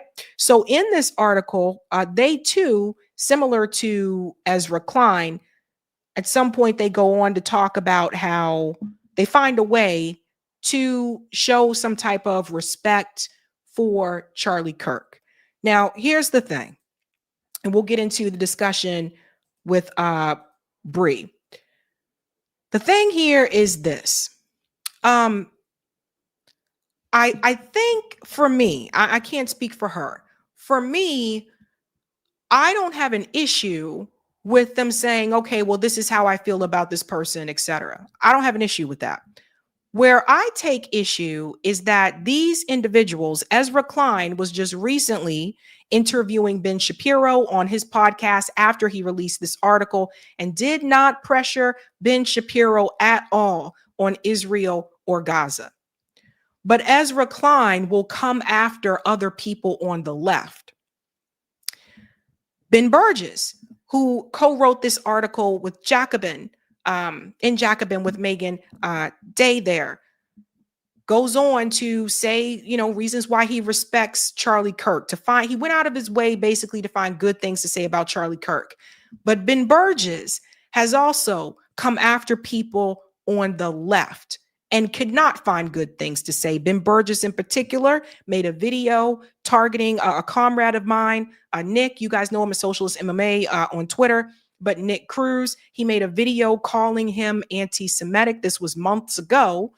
It seemed very interesting to me that people like Ezra Klein and Ben Burgess can go out of their way to find reasons to give grace and respect to someone on the right, but they have been known to demonize and discredit or try to find ways to humiliate people on the left, people to their left, and predominantly people who are Black.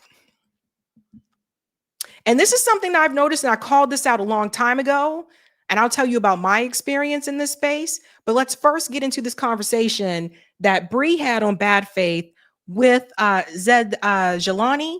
He's a journalist here. Listen to this. So my impression of Charlie Kirk was that he was racist.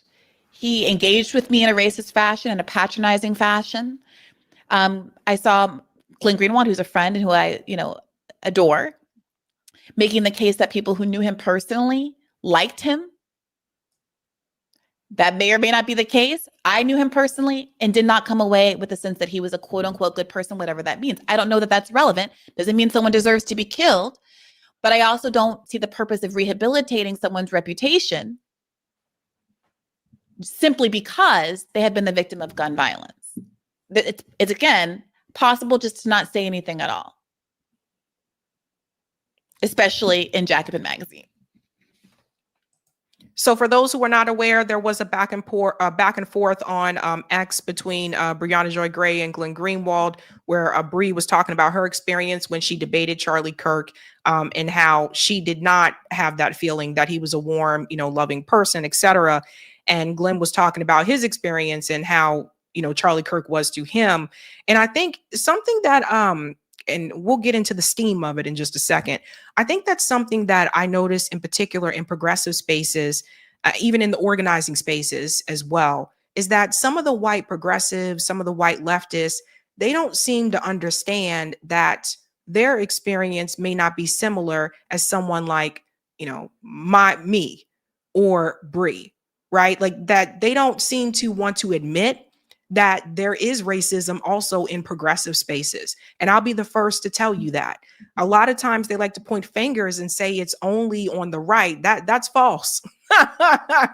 That's false. I will say it seems to be more overt on the right when it does happen. So you can easily point it out. But when it happens on the left, it tends to be more covert. And it's not as noticeable sometimes. I talked about this as well when it comes to places like, where I live in Massachusetts, in Boston. Very similar situation where a lot of the racism that happens here is either structural racism or it's covert. So it's not as noticeable. Now, to that point, one of the things that I've pointed out before is the lack of disrespect and the way that other Black left commentators are treated in this space by white progressive and white left commentators in the same YouTube space. This idea that we have to be said professional, that we have to show up with the right credentials, that we have to have graduated from the right schools to be considered a voice in this space just proves my point about that. Because for them, they don't have to have that. They don't have to have those credentials. It helps, but they don't have to have it. They are given the benefit of the doubt, whether they are educated about a particular topic or not. And these are things that more people need to start calling out in progressive spaces. Now, I want you to hear how Zed Jelani responds to her.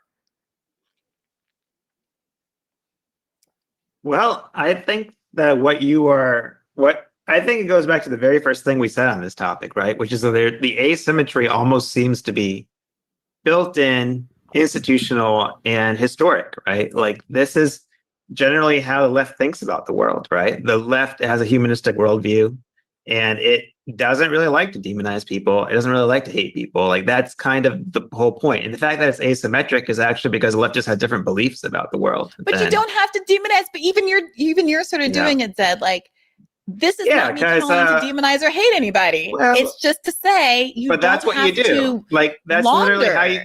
That's how you love your enemies, though. Like that's what they're doing is what. No, laundering. That's what the left has always believed. That is what the left has always believed. Not what the Twitter people from 2014 believed. Whitewashing somebody's record. No, that article had some very harsh. That article had some very harsh criticism of Kirk. This one didn't do what Ezra Klein did. The Jacobin didn't whitewash his record that Ezra Klein did. They did criticize. They did criticize him for sure. Right. I know that article. It was a fine article. I mean, it wasn't a nitpick, but I can nitpick. So, but even that is frustrating to me because my deepest frustration with all of this is how easy it is. I'm sorry, how easy it has been for white liberals and white leftists to poo-poo the fundamental racism at the core of Charlie Kirk's ideology. And maybe that's like maybe that's not that big a deal to someone who hasn't personally experienced it. But when I saw the Ezra Klein article, my immediate reaction, I'm trying to find the tweet that I responded to it. I don't think it's just white. I mean, that's kind of a lazy racialist critique. I mean, I think Martin Luther King Jr.'s kids put out the same, very similar responses to what you just read. No, they didn't. It's very that's not. Nope. They did not invalidate. They did not try to whitewash who Charlie Kirk was. This is my response to the Charlie Kirk article when it first came out. I tweeted, you can openly argue that Black people are inferior, that they should be murdered for pre-crime, a la Daniel Penny fiasco. The polite liberals will applaud you in the Times. But if you say free Palestine, they'll accuse you of Jew hatred and fire you from your job. The disrespect liberals show for Black Americans is disgusting and disqualifying. I cannot imagine. I tweeted this also, and Jeff Stein said he had a similar thought when he was reviewing this article that morning. If Charlie Kirk. No, I'm reading the statement from the estate of Martin Luther King Jr. III, Andrea Waters King. This is straight from their statement. Yeah, they said political violence is bad, and no child should see their father killed. Yeah. Whether we agree or disagree with the words a man speaks, we must never lose sight of his humanity, nor forget the sacred dignity that lives within each and every person. I mean, that's not a bad statement. No, I don't disagree with it. That is not the same thing as saying he was substantive. Like Ezra Klein's article substantively applauds him for doing politics the right way. The article is called "Practicing Politics the Right Way." But are you angry at the King family? Are you angry at the King family for not denouncing his racism or whatever you think they should be doing right now? I think you're also falling into this binary trap. The argument is that you have to die. No, wait, let me finish. You kind of started it with the white, with the race baiting. So let me pause here. So does everybody see what is happening, right? So again, I can tell you from my experience in particular within this independent media space and also within the organizing spaces, because I'm also an activist as well, right?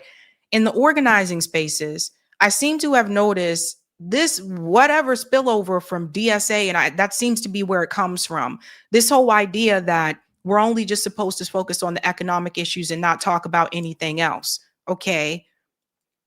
But then you talk about other things.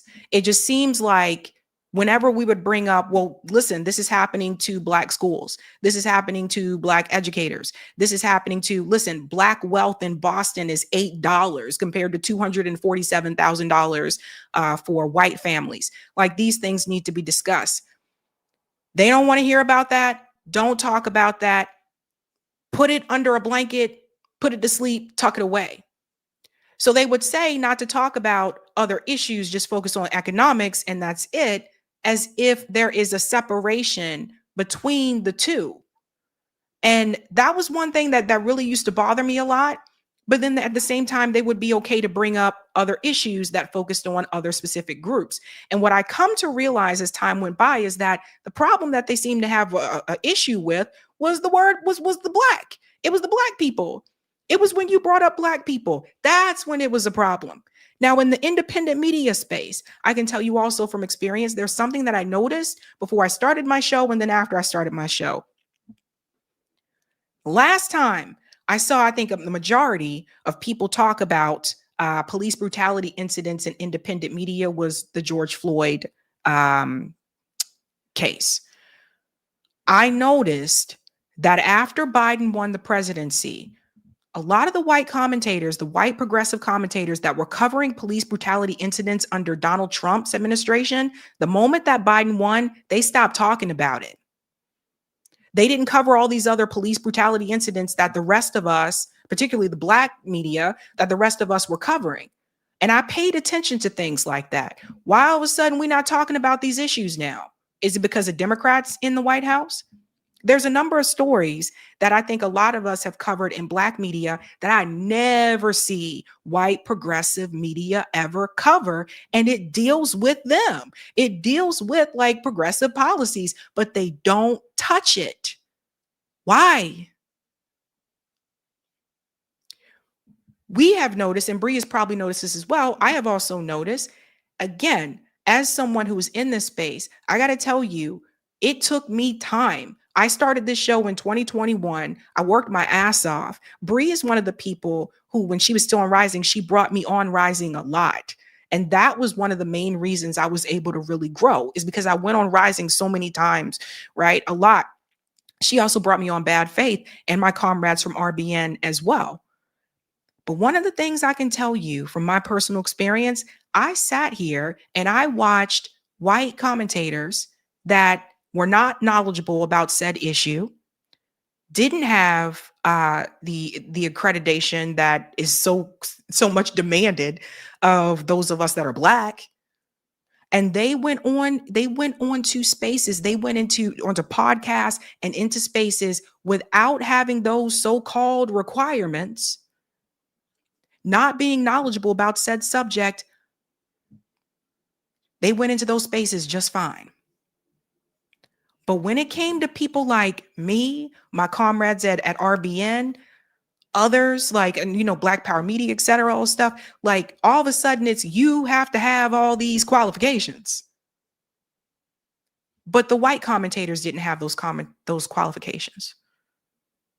These are the things that I personally have dealt with in this space behind the scenes.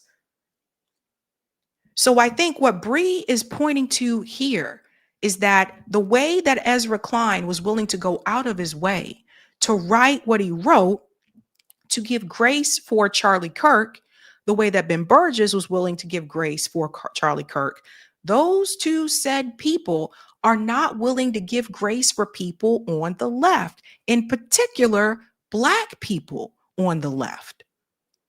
Let's continue. It gets crazier.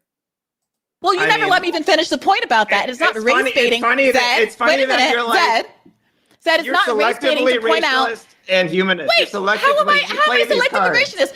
No, you're accusing me. Why did you want? No, you know what? You're just like Charlie Kirk, actually, Zed. You sound just like him. That's hilarious. So, do you wait a minute? Do you think that Charlie Kirk was racist? Talk about race. Why do you think? Do you think that Charlie Kirk is racist? I think he did say some racist stuff. I think you just said some racist stuff with the white liberal. He said some racist things. Everyone's a little bit racist. Wait a minute. Than you and me. Wait, I'm sorry. You know. Is Ezra Klein a white liberal? But why is his skin color? Is Ezra Klein a white liberal? I mean, it's pretty racist to focus on the fact that is Ezra Klein a white liberal? Are you going to focus on the fact that He's Jewish, and people. I'm getting to that, by the way. I'm getting to that. People, Brianna, unlike you, secular pagans, are raised to love our enemies. Okay, I know you don't understand that. You don't understand what 80% of Americans Let's talk about Zed. Let's talk about how much Ezra Klein. Americans. You are so out of touch with everyday Americans. How Ezra Klein loves his enemies. Because the entire world is always a political civil war to you, and of course you don't understand why you don't convince people in politics. Because you're so sectarian. It's like I'm talking to fucking Hezbollah right now, right? A guy was killed, and people are just trying to sympathize with his family. Ezra Klein it doesn't mean they love the guy. Ezra Klein has been very notably slow to his condemnation of the genocide in Gaza. That's not true. A week after the war started, he was opposing it. A week after the war started, that's on his not podcast, true. he was opposing it. It is absolutely true. I listen to his podcast almost every week. That very first month of the war, he was denouncing the war. He was denouncing the conduct. Because my recollection was he did not use the word genocide, but you're right. He didn't use the word genocide until very recently. You're right about that. Okay, there was a big wave of people who were finally willing to concede what was obvious and a word that many of us were using immediately in the weeks after October, in the days after October 7th, that it was a genocide. So I would argue that denial of the broad consensus of international authority on the subject is slow. If you're just getting to it now, you can characterize that differently. But my point is that, and the point that I was making in this tweet that I read that I wasn't able to finish, was that if Charlie Kirk, it's hard for me to believe that if he had similarly inveighed against Jewish people the way that he does against Black people, that Ben Burgess would have felt as comfortable and chummy with him and would have been as comfortable giving him plaudits for his interpersonal skills in the context of this debate. And I think I had the same exchange with Glenn Greenwald. I didn't. I'm sorry. It's hard when I'm looking at someone who has open contempt for me as a race. He says it, open contempt for me and my intellect because I am a Black woman. Everyone loves people who are nice to them. That's like the whole point of love your enemy. That's the whole point of love your enemy, Brianna. Right. Everyone loves someone who's nice to them. Everybody on the right loves people who are nice to them too, right? That's what the left is about, Brianna. You got into politics very, very late in your life. You got into politics late in your life, Brianna. I'm someone who was raised around civil rights leaders who used to attend their speeches as a child. This is what the left is about, Brianna. I'm teaching you something. Why don't you ever learn from anyone else? You're always lecturing everyone else. Learn from someone else. Does everybody see the way he became unhinged here? I grew up around civil rights leaders. It just learned something from someone else. Yikes. It's just, I think, and I'd have to ask her, but I think the point that Brie was trying to get across is when Brie went into that space with Charlie Kirk, she was disrespected because of her race. Brie graduated from Harvard Law School. She's smart. She's intelligent. Okay. And if I remember correctly, I think what he said to her was that she was inferior because she was born Black, something like that. Very, very smart, very intelligent. And her experience is not the same as Glenn Greenwald's experience. And by the way, I think Glenn Greenwald's a great journalist. I like Glenn as well. Or Zed, Jelani's experience. And she's trying to talk about her experience, and it seems like it's automatically getting shut down. And it brought me back. It reminded me of my experience in those organizing spaces, and also currently now within independent media, where this seems like it's like the idea has to come from white leftists. Can't come from you. If there is a plan to do something, you can come up with ideas, but your idea is not going to be taken as seriously because, like I said, and I said this before, again, we have to prove that we know what we're talking about. This is something I think white progressives, you really need to hear this for a second. For black people, and especially for Black women, we always have to prove we know what we're talking about first. And for the white progressives in those spaces, you don't. You don't have to prove that you know what you're talking about. You are automatically given the benefit of the doubt because of the color of your skin. And so this brings up another question. I really do think, and I've said this before with progressive spaces and the progressive left, whatever it's called today, before you go after the right and conservatives and call them out for their racism, you need to confront and tackle the racism that is happening in progressive spaces, boo. Let me see that shit happen, because it does happen. So these people like Ezra Klein and Ben Burgess have gone out of their way to demonize other Black people on the left, especially Black people to the left of them. They weren't willing to find any type of grace there for them. But when it comes to Charlie Kirk, who's on the right, who is white and on the right, they could find grace for him. I saw Ezra Klein interview Ben Shapiro earlier today. Ezra Klein did not push him at all on Israel or Gaza. So what is this really about? Because it seems like to me, it's just about some people just trying to make money. That's what it seems like to me. It doesn't seem like the ideology really sticks as much. I think people just blowing where the wind goes to see how much money they can make. But the point that Brie is trying to make is very valid. And it makes you feel as though when you tell people about your experience, it's dismissed. I feel in this conversation that Zed Jelani is trying to dismiss her experience, but she's supposed to listen to everyone else's. We'll finish up with this part here. Learn from someone else. I have ever had on this podcast. Do you know that? Because most people just don't like talking to you. Wait a minute. You're arrogant. I'm trying to teach you something. That's actually not true. People love talking to me. And in fact, when do you change your mind about anything, Brianna? Really, when do you change your mind about anything? I'm trying to tell you that it's worth thinking about the other side of things. I don't want to diagnose. Let me not diagnose you. But it's honestly a kind of like almost a scientific curiosity, how you manage to be so sort of histrionic and triggered at the most unexpected points in our conversation. Well, let me ask you this. I remember when you told me Ralph Northam was going to resign. Every Black person in Virginia wants him to resign. Guess what happened? He didn't resign, and Black people supported him. I literally don't even remember. I literally don't remember this conversation. Because your politics is about anger and vengeance and like denouncing people, and like that's not what the left is about. That's not you're way out of step with the left. I can't say any more clearly that I'm not asking people to denounce Charlie Kirk. This is but the fact that you're falling into this kind of binary reflects a sort of intellectual weakness and vulnerability and inability to understand the analysis. Let me ask you this. So if you can't understand the analysis, then we don't have to keep pressing this point. I think the audience is very clear about what my argument is. I did not go to Harvard. And I don't especially need you to grasp the subject.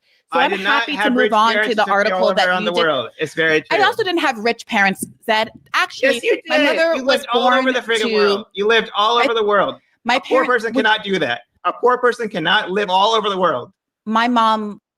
First of all, pause. Zed Jelani, I lived abroad. I lived in different countries overseas, and my parents weren't rich. My parents were military, and that's how I got that opportunity to do that. So just because someone's living in another country doesn't mean that they're rich or that their family is rich. There's that. No one should have to reveal the vulnerabilities of their family and their own family's insecurity to score points on a podcast. Hey, YouTube, thanks for watching. It's a something. If you haven't seen that conversation, check it out. I thought it was very interesting. Like I said, I thought it was just very revealing. And I said this before, oh my gosh, like particularly in the progressive spaces, like you guys, like white leftists, you guys need to check the racism that exists in progressive spaces, which it does exist. It may not be overt, it may be covert, but it is still there. And I can tell you guys from personal experience, this is part of the reason why I know when Bernie was running in 2020, this is part of the reason why I had a difficult time trying to get Black people to support Bernie Sanders. I had a difficult time doing that because they kind of felt like, this ain't, This ain't really for me. This not really, not really welcome here, that kind of thing. I think they need to listen to those things sometimes. Everybody gets critiques. That's just kind of how it goes. But I think what Brie said there is very valid, right? There aren't a lot of us.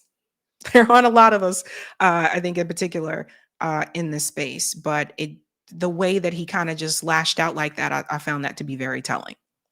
Very telling. All right, ladies and gentlemen, let's continue here. We have one more story, and we are going to do call in tonight after the show. So, of course, this is the big story that we are going to get into. The theme, again, is under pressure. Eric, I'm going to leave the super chats for you for when I take the quick break to do the, how it is.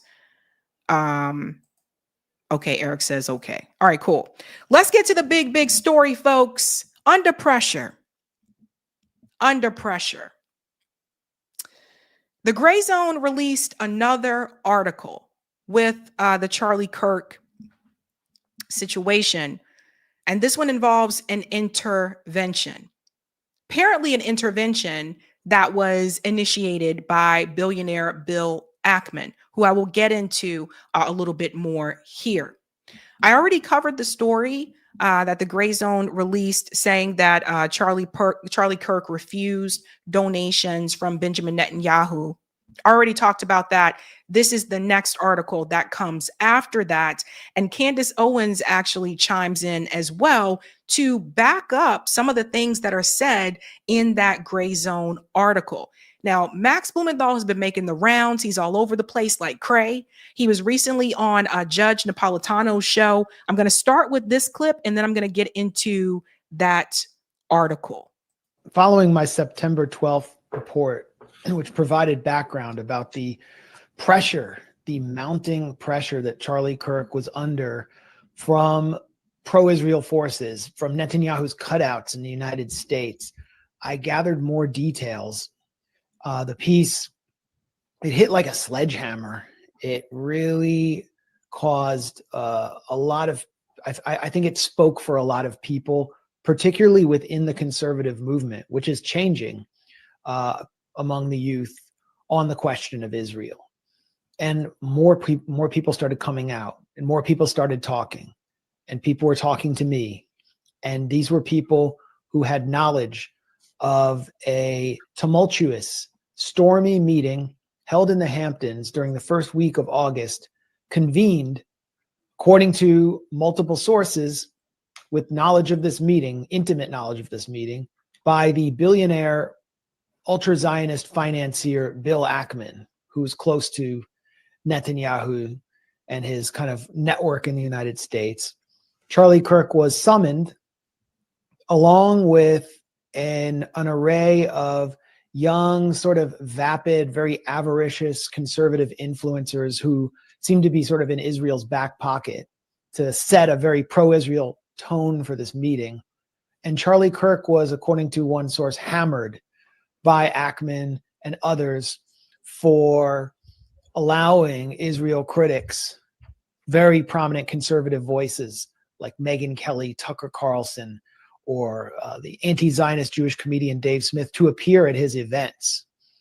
And actually, Charlie Kirk was planning to host many of these same figures again in December. So, pause for a second. Remember when I covered what Dave Smith said at Turning Point USA, where he was telling everyone in the audience, if you're pro-life, you can't support what Israel's doing to the kids in Gaza, and there was applause in the audience. Remember we covered that? And then Tucker Carlson's speech, what he said there, and yada, yada. And there was criticism there, among them, of course, from Israel. Apparently, billionaire Bill Ackman had a problem with that. Remember, Turning Point USA, one of the things we talked about is that they get a lot of money from billionaires. So I'm sure he donated to them as well. I don't know how much, but probably a lot of money. So that was a problem. And he sees it, okay, this is something that we have to fix. Let's continue. And he had just added to his TPUSA major, I think it's called America Fest in December, the premier critic of Israel in Congress, I didn't say Republican critic. I just said premier critic because that's what she is now, Marjorie Taylor Greene, which really reflected his shifting views.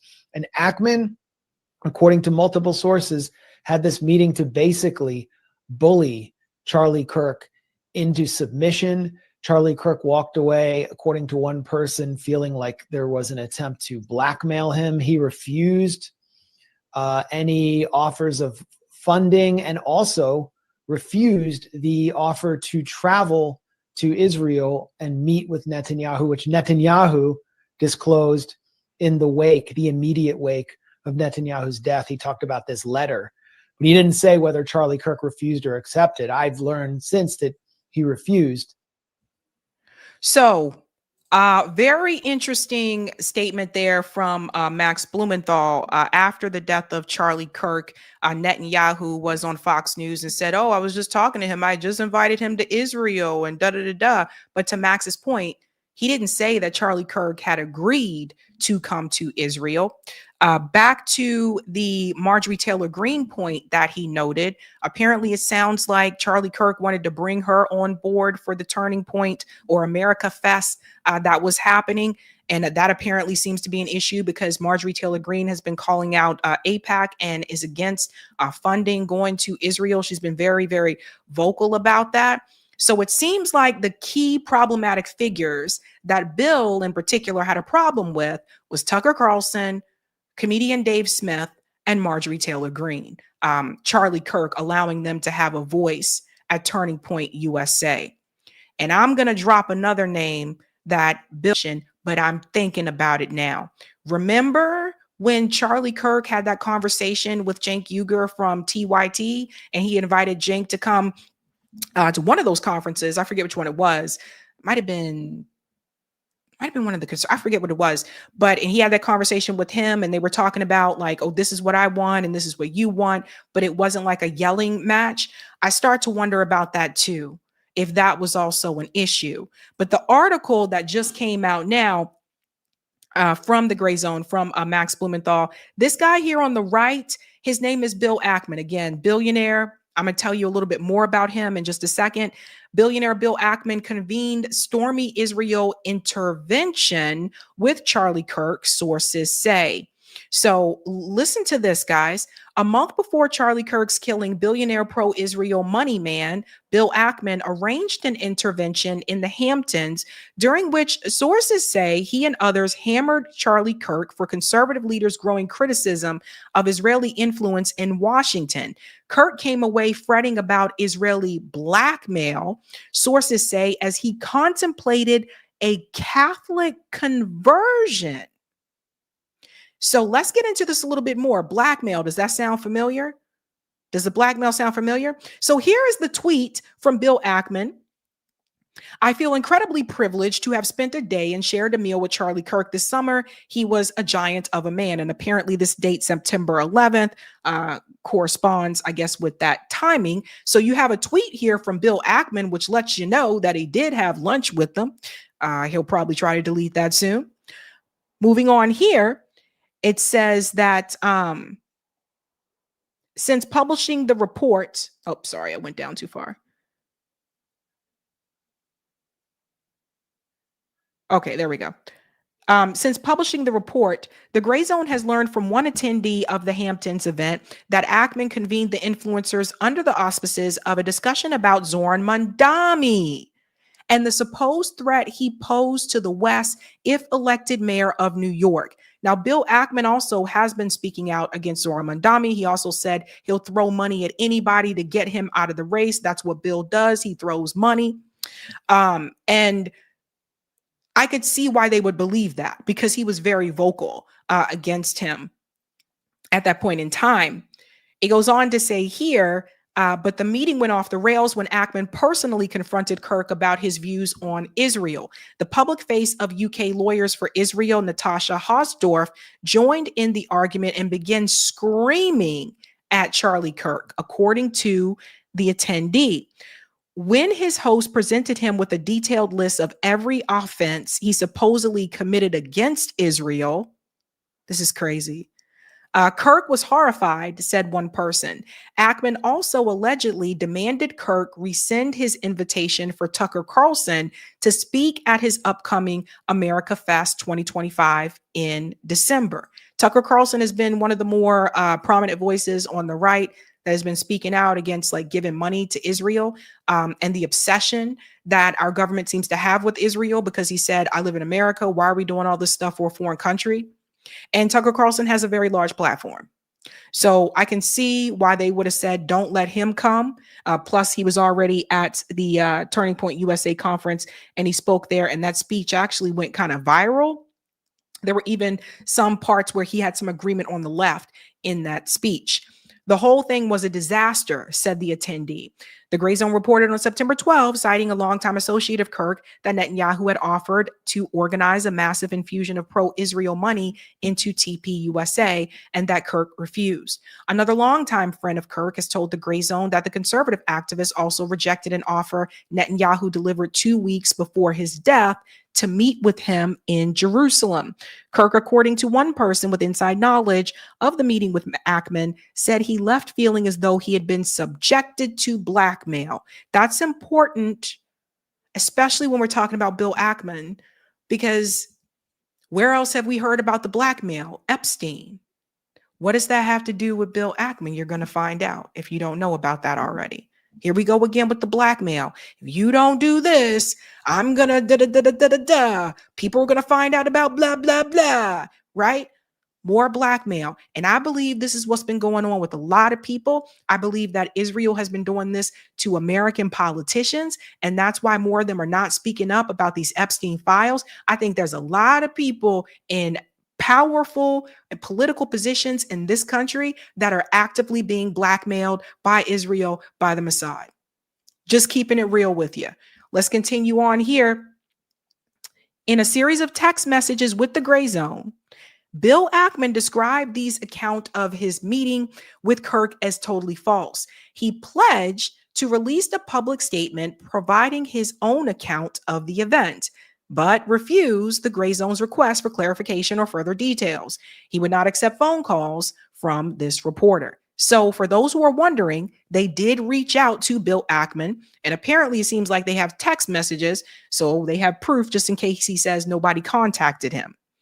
I think I can easily put this to bed, Ackman promised. I have receipts, as they say. He did not abide when asked to provide the so-called receipts. This is another trick that is often done. I have receipts, but then they don't actually provide anything. We all know this trick, right? So going further, in an apparent bid to reinforce the pro-Israel tone at the Hamptons meeting, Ackman hosted pro-Israel operatives and conservative influencers at the off-the-record engagement. One was Instagram influencer Xavier DeRusso of PragerU. That guy, I remember him. Reached by phone by the Gray Zone, DeRusso sounded flustered when asked about his presence at the meeting. He repeatedly demanded to know how this reporter obtained his number and eventually hung up, refusing to answer questions about the event. Several Instagram posts by DeRusso show him and his friend, conservative influencer Emily Wilson, in the Hamptons on August 8th outside the Topping Rose House, a posh hotel and restaurant in Bridgehampton, New York. Here's the pictures here. So that's Xavier DeRusso. Do you guys remember this guy? I think you guys you're familiar with him, right?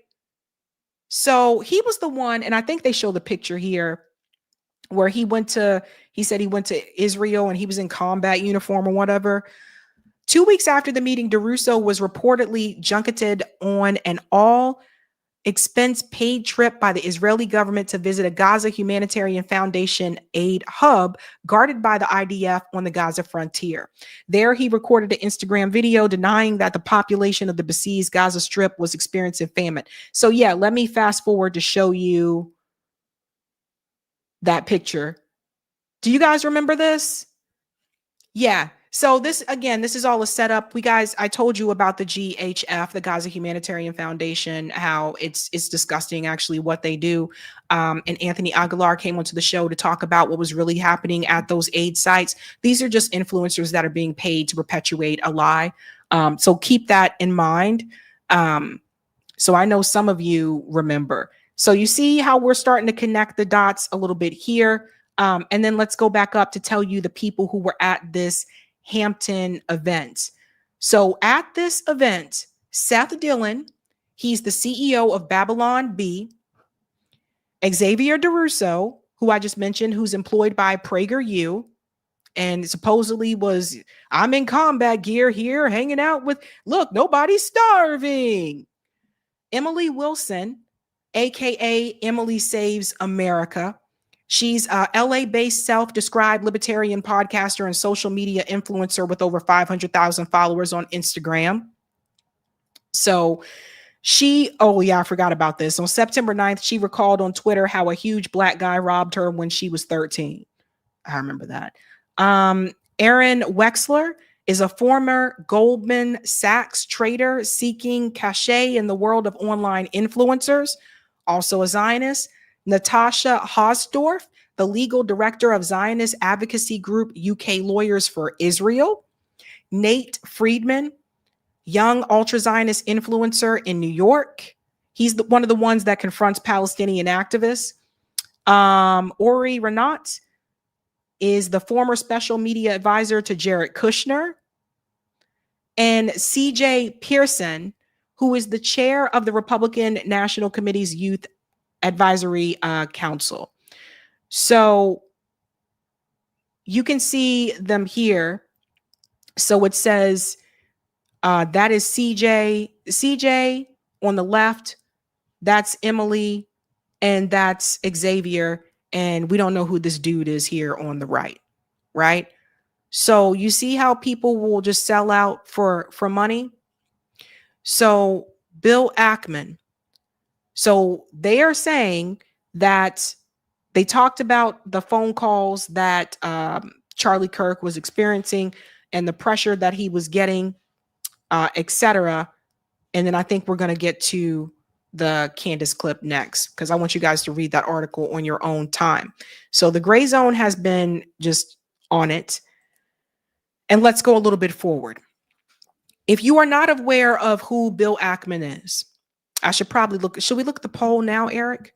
We should probably look at the poll now, because people might change their answers after I tell. I just thought about that. Okay, are you familiar with Bill Ackman? 44% said yes, 35% said no, Bill who, and 22% said not sure, but sounds familiar. 2,720 votes. Okay, let's get into who Bill Ackman actually is. The first time I heard of Bill Ackman was when he was creating this pressure campaign for the president of Harvard University at that time, Claudine Gray, to resign because of the pro-Palestinian protests that were happening at Harvard. Bill Ackman is an alum of Harvard. From what I understand, his daughter also went to Harvard, and he has donated a lot of money to Harvard University, from what I understand.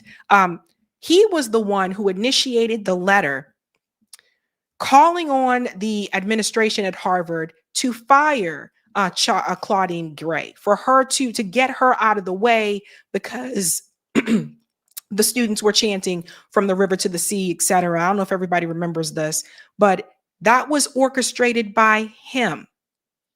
And it was later reported that his own wife had been called out for plagiarism in her MIT dissertation. So when he called on the administration to remove Claudine Gray because of the protest and that didn't happen, he then proceeded to somehow, all of a sudden, there was this expose that Claudine Gray plagiarized her thesis, her dissertation. So then after that, there was shame, of course, from the Harvard community, some in the Harvard community, not all. But obviously that puts a target on your back, and it makes you look some kind of way if you're the president of the university and they're saying that you plagiarized your thesis. So that, combined with the letter and the Zionist attacks that she got and the appearance in Congress, put pressure on her to resign. But then just after that, it was reported that his own wife had plagiarism in her own damn dissertation at MIT. Ackman has been a vocal critic of Harvard's recently resigned president, Claudine Gay, over allegations of plagiarism and her handling of anti-Semitism on campus. By the way, his wife is Israeli, from what I understand. So she got called out for her own plagiarism. Just to read a little bit here, billionaire investor Bill Ackman has been a vocal critic, yada, yada, of Claudine Gay over allegations of plagiarism. Now his wife, Neri Oxman, who has been accused of similar plagiarism in her own MIT dissertation, right? So she was an American Israeli designer who was a tenured professor at MIT before leaving the university and moving to New York. The article highlighted issues similar to those found in Gay's academic work, mainly involving technical passages that were missing quotation marks for proper citations. So, Bill Ackman was the one who started that campaign against Claudine Gay to get her to resign after those protests started at Harvard University. This led to the pressure mounting on other university presidents, particular Columbia University and then MIT. He's a billionaire that kind of flies under the radar for the most part until something is needed of him, right? Like if Bill Ackman were to walk into a restaurant, the majority of the people there are probably not going to know who he is. He's that type of billionaire, which I consider to be even more dangerous. Everybody knows who Elon Musk is. Plus, Elon says a lot of shit out in the open, so we all know what he's all about. It's the billionaires that kind of hide under the radar are the ones you really have to pay a lot more attention to, in my particular opinion. They're the ones that are more sneaky. So watch out for those sneaky ones, right? When I mentioned earlier about the blackmail, there's a reason why I brought that up. Billionaire Bill Ackman also has a connection to Jeffrey Epstein. This is another thing that he didn't want to get out. I covered this a while back. In 2019, hedge fund manager told Joy Ito to keep his wife's name out of the Jeffrey Epstein saga. See, I'm telling you, all these people are connected. Put it all together, honey buns. Put it all together, right? They don't want you to release the Epstein files. They don't want you to support, the Palestinian people, right? So all these people are connected. I keep telling you, you follow the money. A lot of it leads back to the billionaires. And that's really who our class enemy is. It's not your neighbor. It's not the person who has a different political ideology than you. It's really these peeps. This is what I'm trying to tell you. So check this out. In newly revealed emails, hedge fund manager Bill Ackman urged former MIT Media Lab director Joy Ito to avoid naming his wife, MIT professor Neri Oxman, when discussing Jeffrey Epstein, the Boston Globe reports. In 2017, Oxman produced a gift for Epstein after he donated $125,000 to her lab. In Oxman's statement to the Globe, she said MIT required Epstein gifts to her lab to be kept confidential per email records. But goes on to say here, Ito was asking Oxman how to respond to media queries, and Ackman then raised concern about his wife's name being tied to Jeffrey Epstein. This was the email. It is very important that you do not mention Neri's name or otherwise get her involved. I don't want to see her forced into a position where to protect her name, she is required to be transparent about everything that took place at MIT with Epstein. Why would this be an issue for your wife to be transparent about everything that took place at MIT with Jeffrey Epstein if she didn't do anything wrong?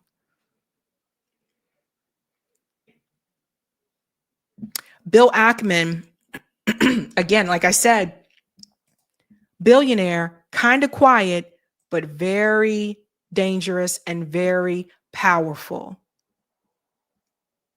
And right now, he's feeling a little bit under pressure because of this information that has been reported, the article from the Gray Zone, plus what Candace is saying here, which you also are going to hear as well.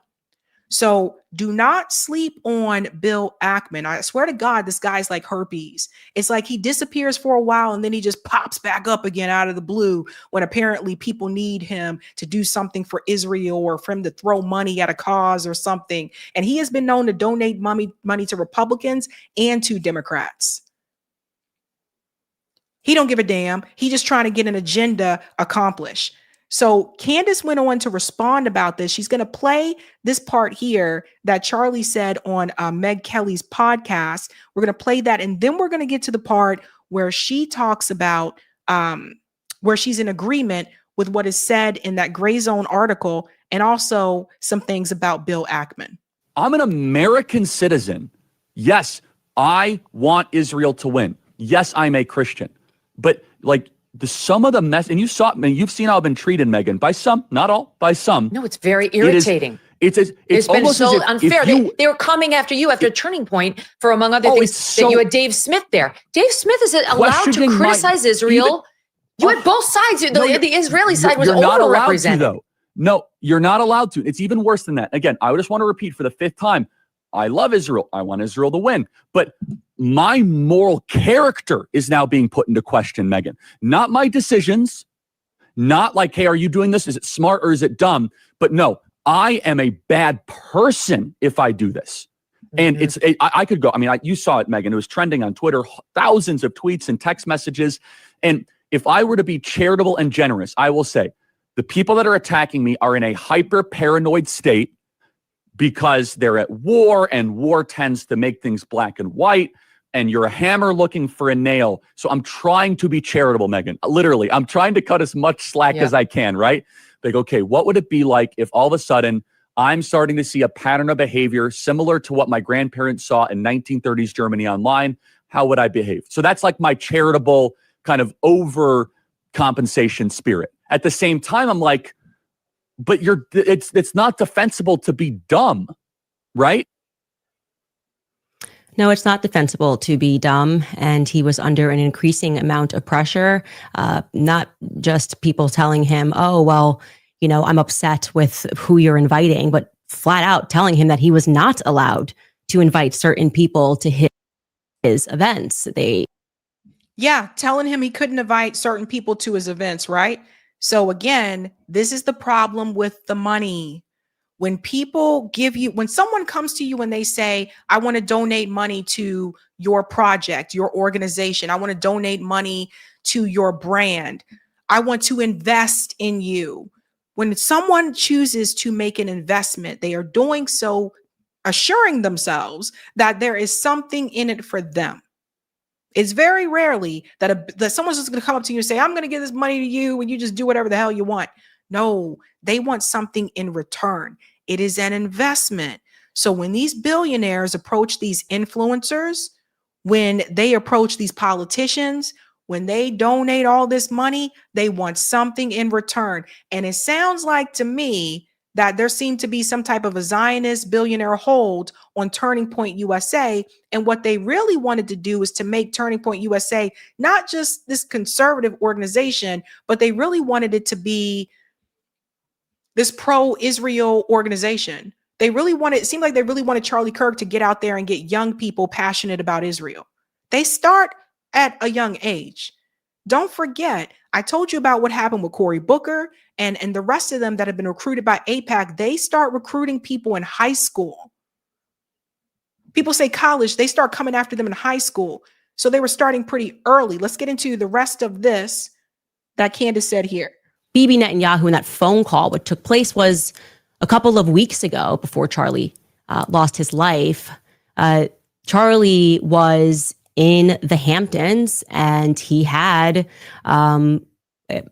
more than one event, but he had essentially what was staged, an intervention was staged by Bill Ackman, because Charlie's rational thoughts about Israel were a no-no.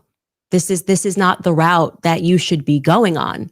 And Charlie was surrounded by his friends, his quote unquote friends.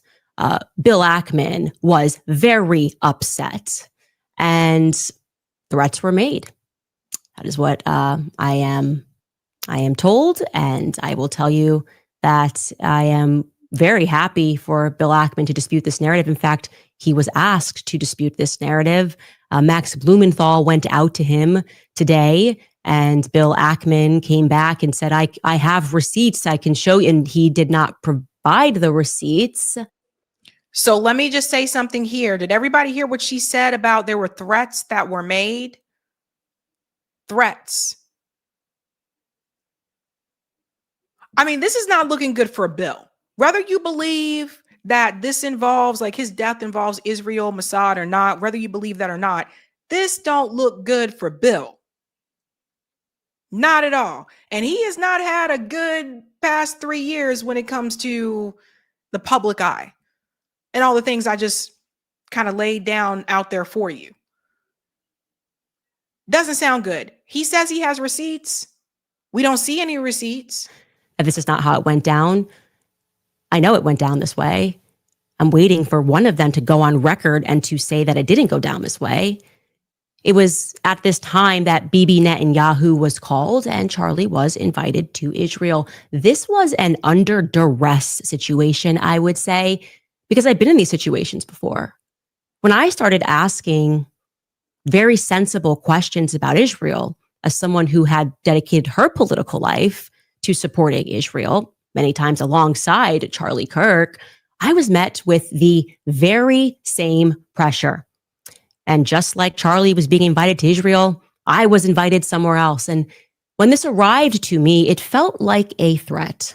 You know, I got to tell you that it felt like a threat, like not like, hey, come here and we can educate you because you're my friend. More like, this is your last chance. That's how it felt to me. I can't speak to how it felt to Charlie. And I know that Charlie was offered a ton of money in this moment. A ton of money. Maybe would fund it, you know, spend tons of money. And Turning Point, I guess, if it needed to go to a higher level, would have gone to an even higher level than it already was at. And I know for a fact that Charlie denied that funding. That Charlie denied, and what Bibi didn't include there, he declined to go to Israel for, I would describe this as like, you know, re-education camp. You know, we've seen it. You made an uh-oh, but we can help you. You know, oh, and this is just not good. This is not, I'm telling you, this isn't good for Benjamin Netanyahu. This isn't good for Bill Ackman. Of course, didn't I tell you guys it was very weird to me that right after Charlie Kirk died, Benjamin Netanyahu shows up on corporate media and goes, Israel did not do this. I got this letter here from Charlie Kirk. Oh, we invited him to Israel. He was supposed to come out here. We're like, what are you doing? This was so weird. It was just bizarre behavior. And now you're starting to hear more information is coming out. So apparently, according to Candace and according to the article in the Gray Zone, Charlie Kirk was not going to take that trip. So what's really going on?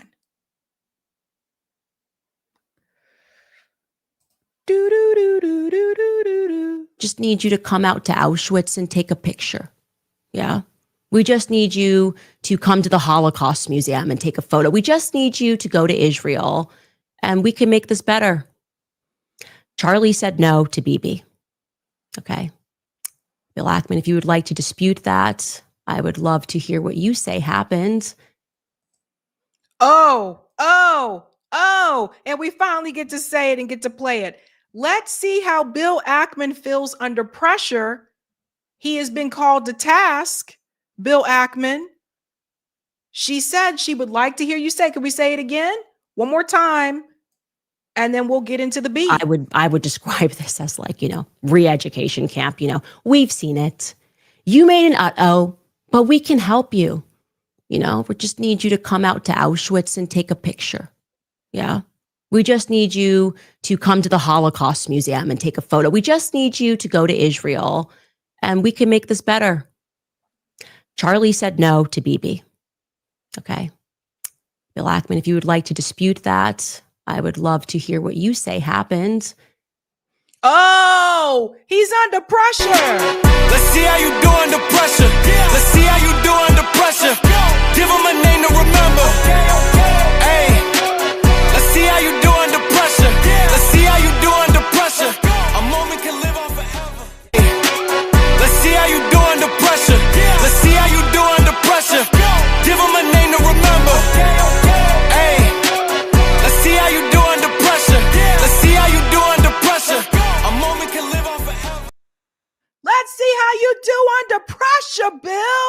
Let's see how you do under pressure.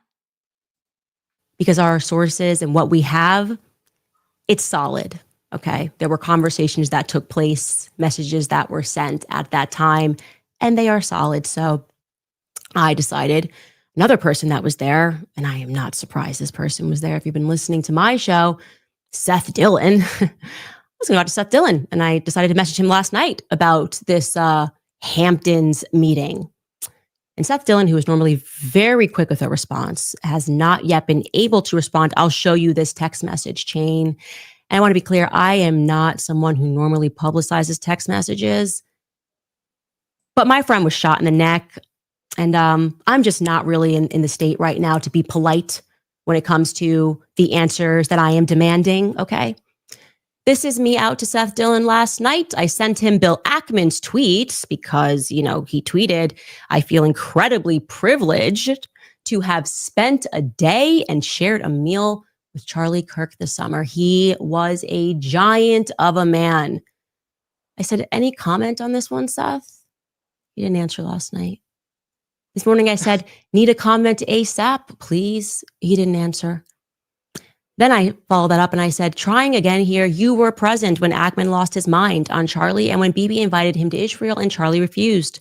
Text messages immediately following this meeting are circulating. I find Ackman's statement, as though the meeting was somehow cordial, to be incredibly disturbing. Are you at all disturbed by that tweet?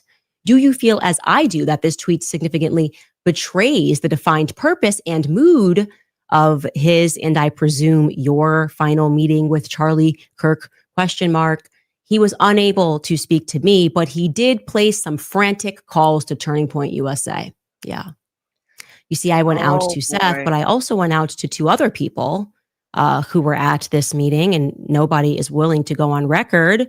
They're all messaging each other, trying to figure out a coordinated response to say that, no, this was all quite cordial, but no one wants to go on record and describe it as cordial because they know someone's leaking, because someone's got a guilty conscience about what happened at the Hamptons. So I will again put it out there, Seth, Bill Ackman, and to the other individuals who I have not yet named, but who are going to be named later this week. We're at the Hamptons when Charlie was put under pressure, when Bibi Netanyahu called him and invited him to Israel, again, in a move that when it happened to me, and it wasn't Bibi Netanyahu, felt to me like a laced threat. I am inviting you guys, I will give you my platform, actually, to come clear matters up, to tell us what really happened. Because, you know, I think Charlie was definitely on the brink of changing some of his perspectives. And I can tell you factually, Charlie was praying the rosary. Charlie was going to mass. One of my last conversations with Charlie was me joking with him saying, just make the last step, okay? You are, I said specifically, you're too smart to be a Protestant. Just take the last step, Charlie. He says, ha ha. You're speaking about Mary.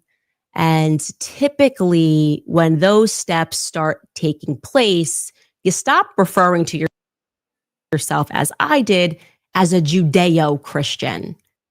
Oh, buddy. I told you it's all coming out. So Bill Ackman, Seth Dillon, it seems like Candace is giving you an invitation to even come onto her platform to have this conversation.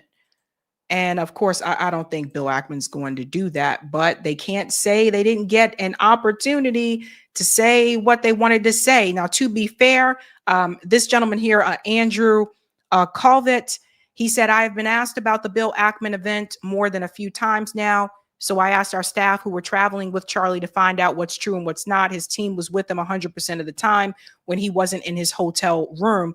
Here's what they told me.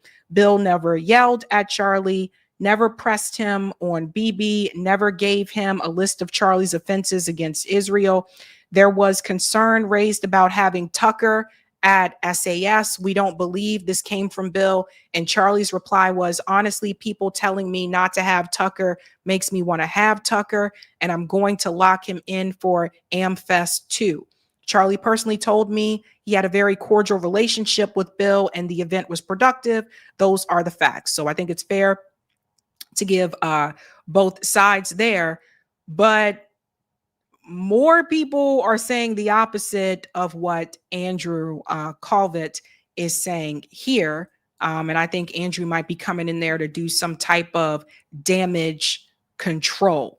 But Bill, it does not look good for you. It doesn't look good for Seth Dillon. Sounds like Charlie Kirk may have been exploring the opportunity of Catholicism, which is different from the other denominations in Christianity. It is different. And so that also could have been, a deal breaker. You never know. But I got to say it with this, and then we will head into the call-in portion. Bill has been summoned. Bill Ackman, you have been summoned by Max Blumenthal from the Gray Zone. You have been summoned by Candace Owens. She's inviting you to come onto her podcast and tell your side of the story. Bill Ackman, you say you have these receipts that you have not yet produced. And right now, things do not look good for Bill. Bill, who's friends with Jeffrey Epstein, and his wife had donations from Jeffrey Epstein. Bill, who got a university president at Harvard University to leave her position after implementing immense pressure on her to do so through this whole plagiarism thing. Bill, again, who's one of those more quiet billionaires, but the quiet ones are always the sneaky ones. And so now, Bill, you are under pressure. So let's see how you do under pressure. Let's see how you do under pressure. Let's see how you do under pressure. Give them a name to remember. Hey, let's see how you do under pressure. Let's see how you do under pressure. A moment can live on forever. That's all I got to say about that. I'm pretty sure more is going to come out about this story. All right, folks, we are going to do call in. Eric's going to come on. I'm going to take a quick break. I'll be back. I'll put the link in the chat and we can head right over to call in. All right, Colin under pressure. All right, so this is the part of the show where we give Sabrina a little break. She's going to be creating the call-in room on Zoom, and then we'll be giving you the link for that. You'll also be able to get to that using sabbysabs2.com. But while we're getting all that set up, I'll read some of these super chats and also talk about a couple things. Yeah, I always like to try to also have us take a step back, with all these things and look at it systemically, so you've got flashy billionaires, you've got, more in the background, or as I like to call Ackman, B-list billionaires. And, but because what they all have in common is they have their class interests. What it's about how like billionaires get to be that way. It's, they basically do it by stealing enough money from the 99% and then making that money, turning that money into more money, which is their real talent. And their big thing is, and what I'm getting to here quickly is it's about interests, right? There's, and this is an article from the 11 Man Substack. I'll put the link in the chat if anyone cares to read that if they haven't already at their leisure. But it's getting into this idea of that it's there are two sets of interests. There's the billionaire interest and there's the interest of the 99%. And in this chart, it's kind of a play on how we used to have the pyramid under feudalism and how we have it now under corporate feudalism and the corporate oligarchy with the billionaires on top. And so, what the key thing is, there are these two sets of interests. Those are the top 0.1% and of the 99%. And so, a key thing when analyzing what a person or a politician or even a billionaire or a commentator is saying is whose interests are they operating in? All right. And, that's kind of the core thing. It gets into, MCDS, money, corruption, demand solutions. So I just wanted to highlight that if you keep those points in mind, I think you can get, a clearer view of how the world really works and importantly, what we can do about it.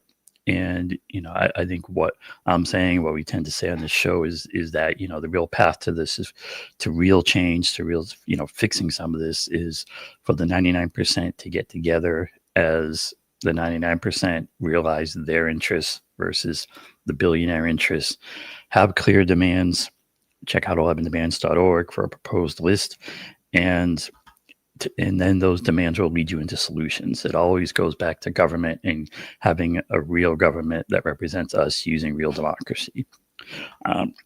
That's that spiel. Let's look at some super chats here before we transition over to the Zoom Hangout, formerly known as Call-In, where we'll get to hear from you. Thanks, Maxwell Smart, for becoming a new member. Baby Ethernet says, congrats on the incoming 250K subscribers. Yeah, we reached 250K yet? Is that on here? I'm not sure if we have yet or not. Let's see. 243. All right, we're getting there. We're getting there. Thanks for the super chat. Matless X, who says, Sabby, I'm 52. I remember Two Live Crew could say me so horny and pop that P, but you can't say anything about the jab, Israel or Ukraine. DNC and GOP are both disgusting. Yeah, I hear you, Matless.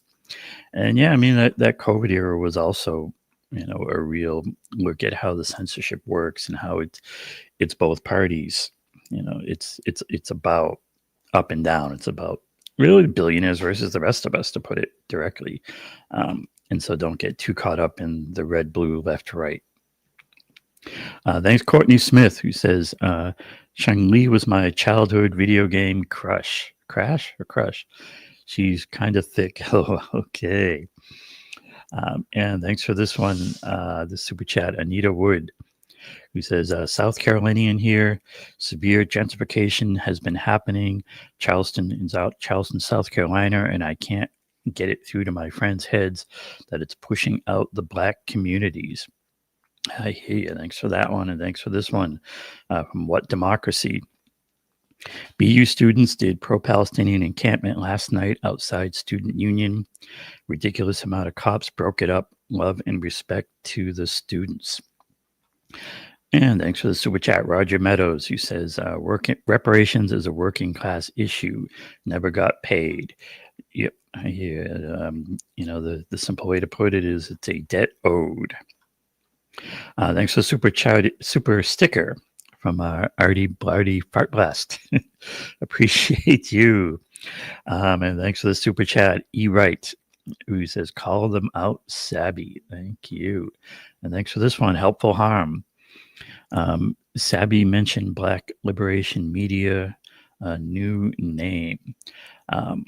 Not sure what you're saying there, but feel free to come on the Zoom Hangout, Colin, and tell us about it if you like. And that's the thing with the Zoom Colin Hangout is that it does give people a chance if they have a message they want to get across, a question they want to ask. Do come on and talk to us.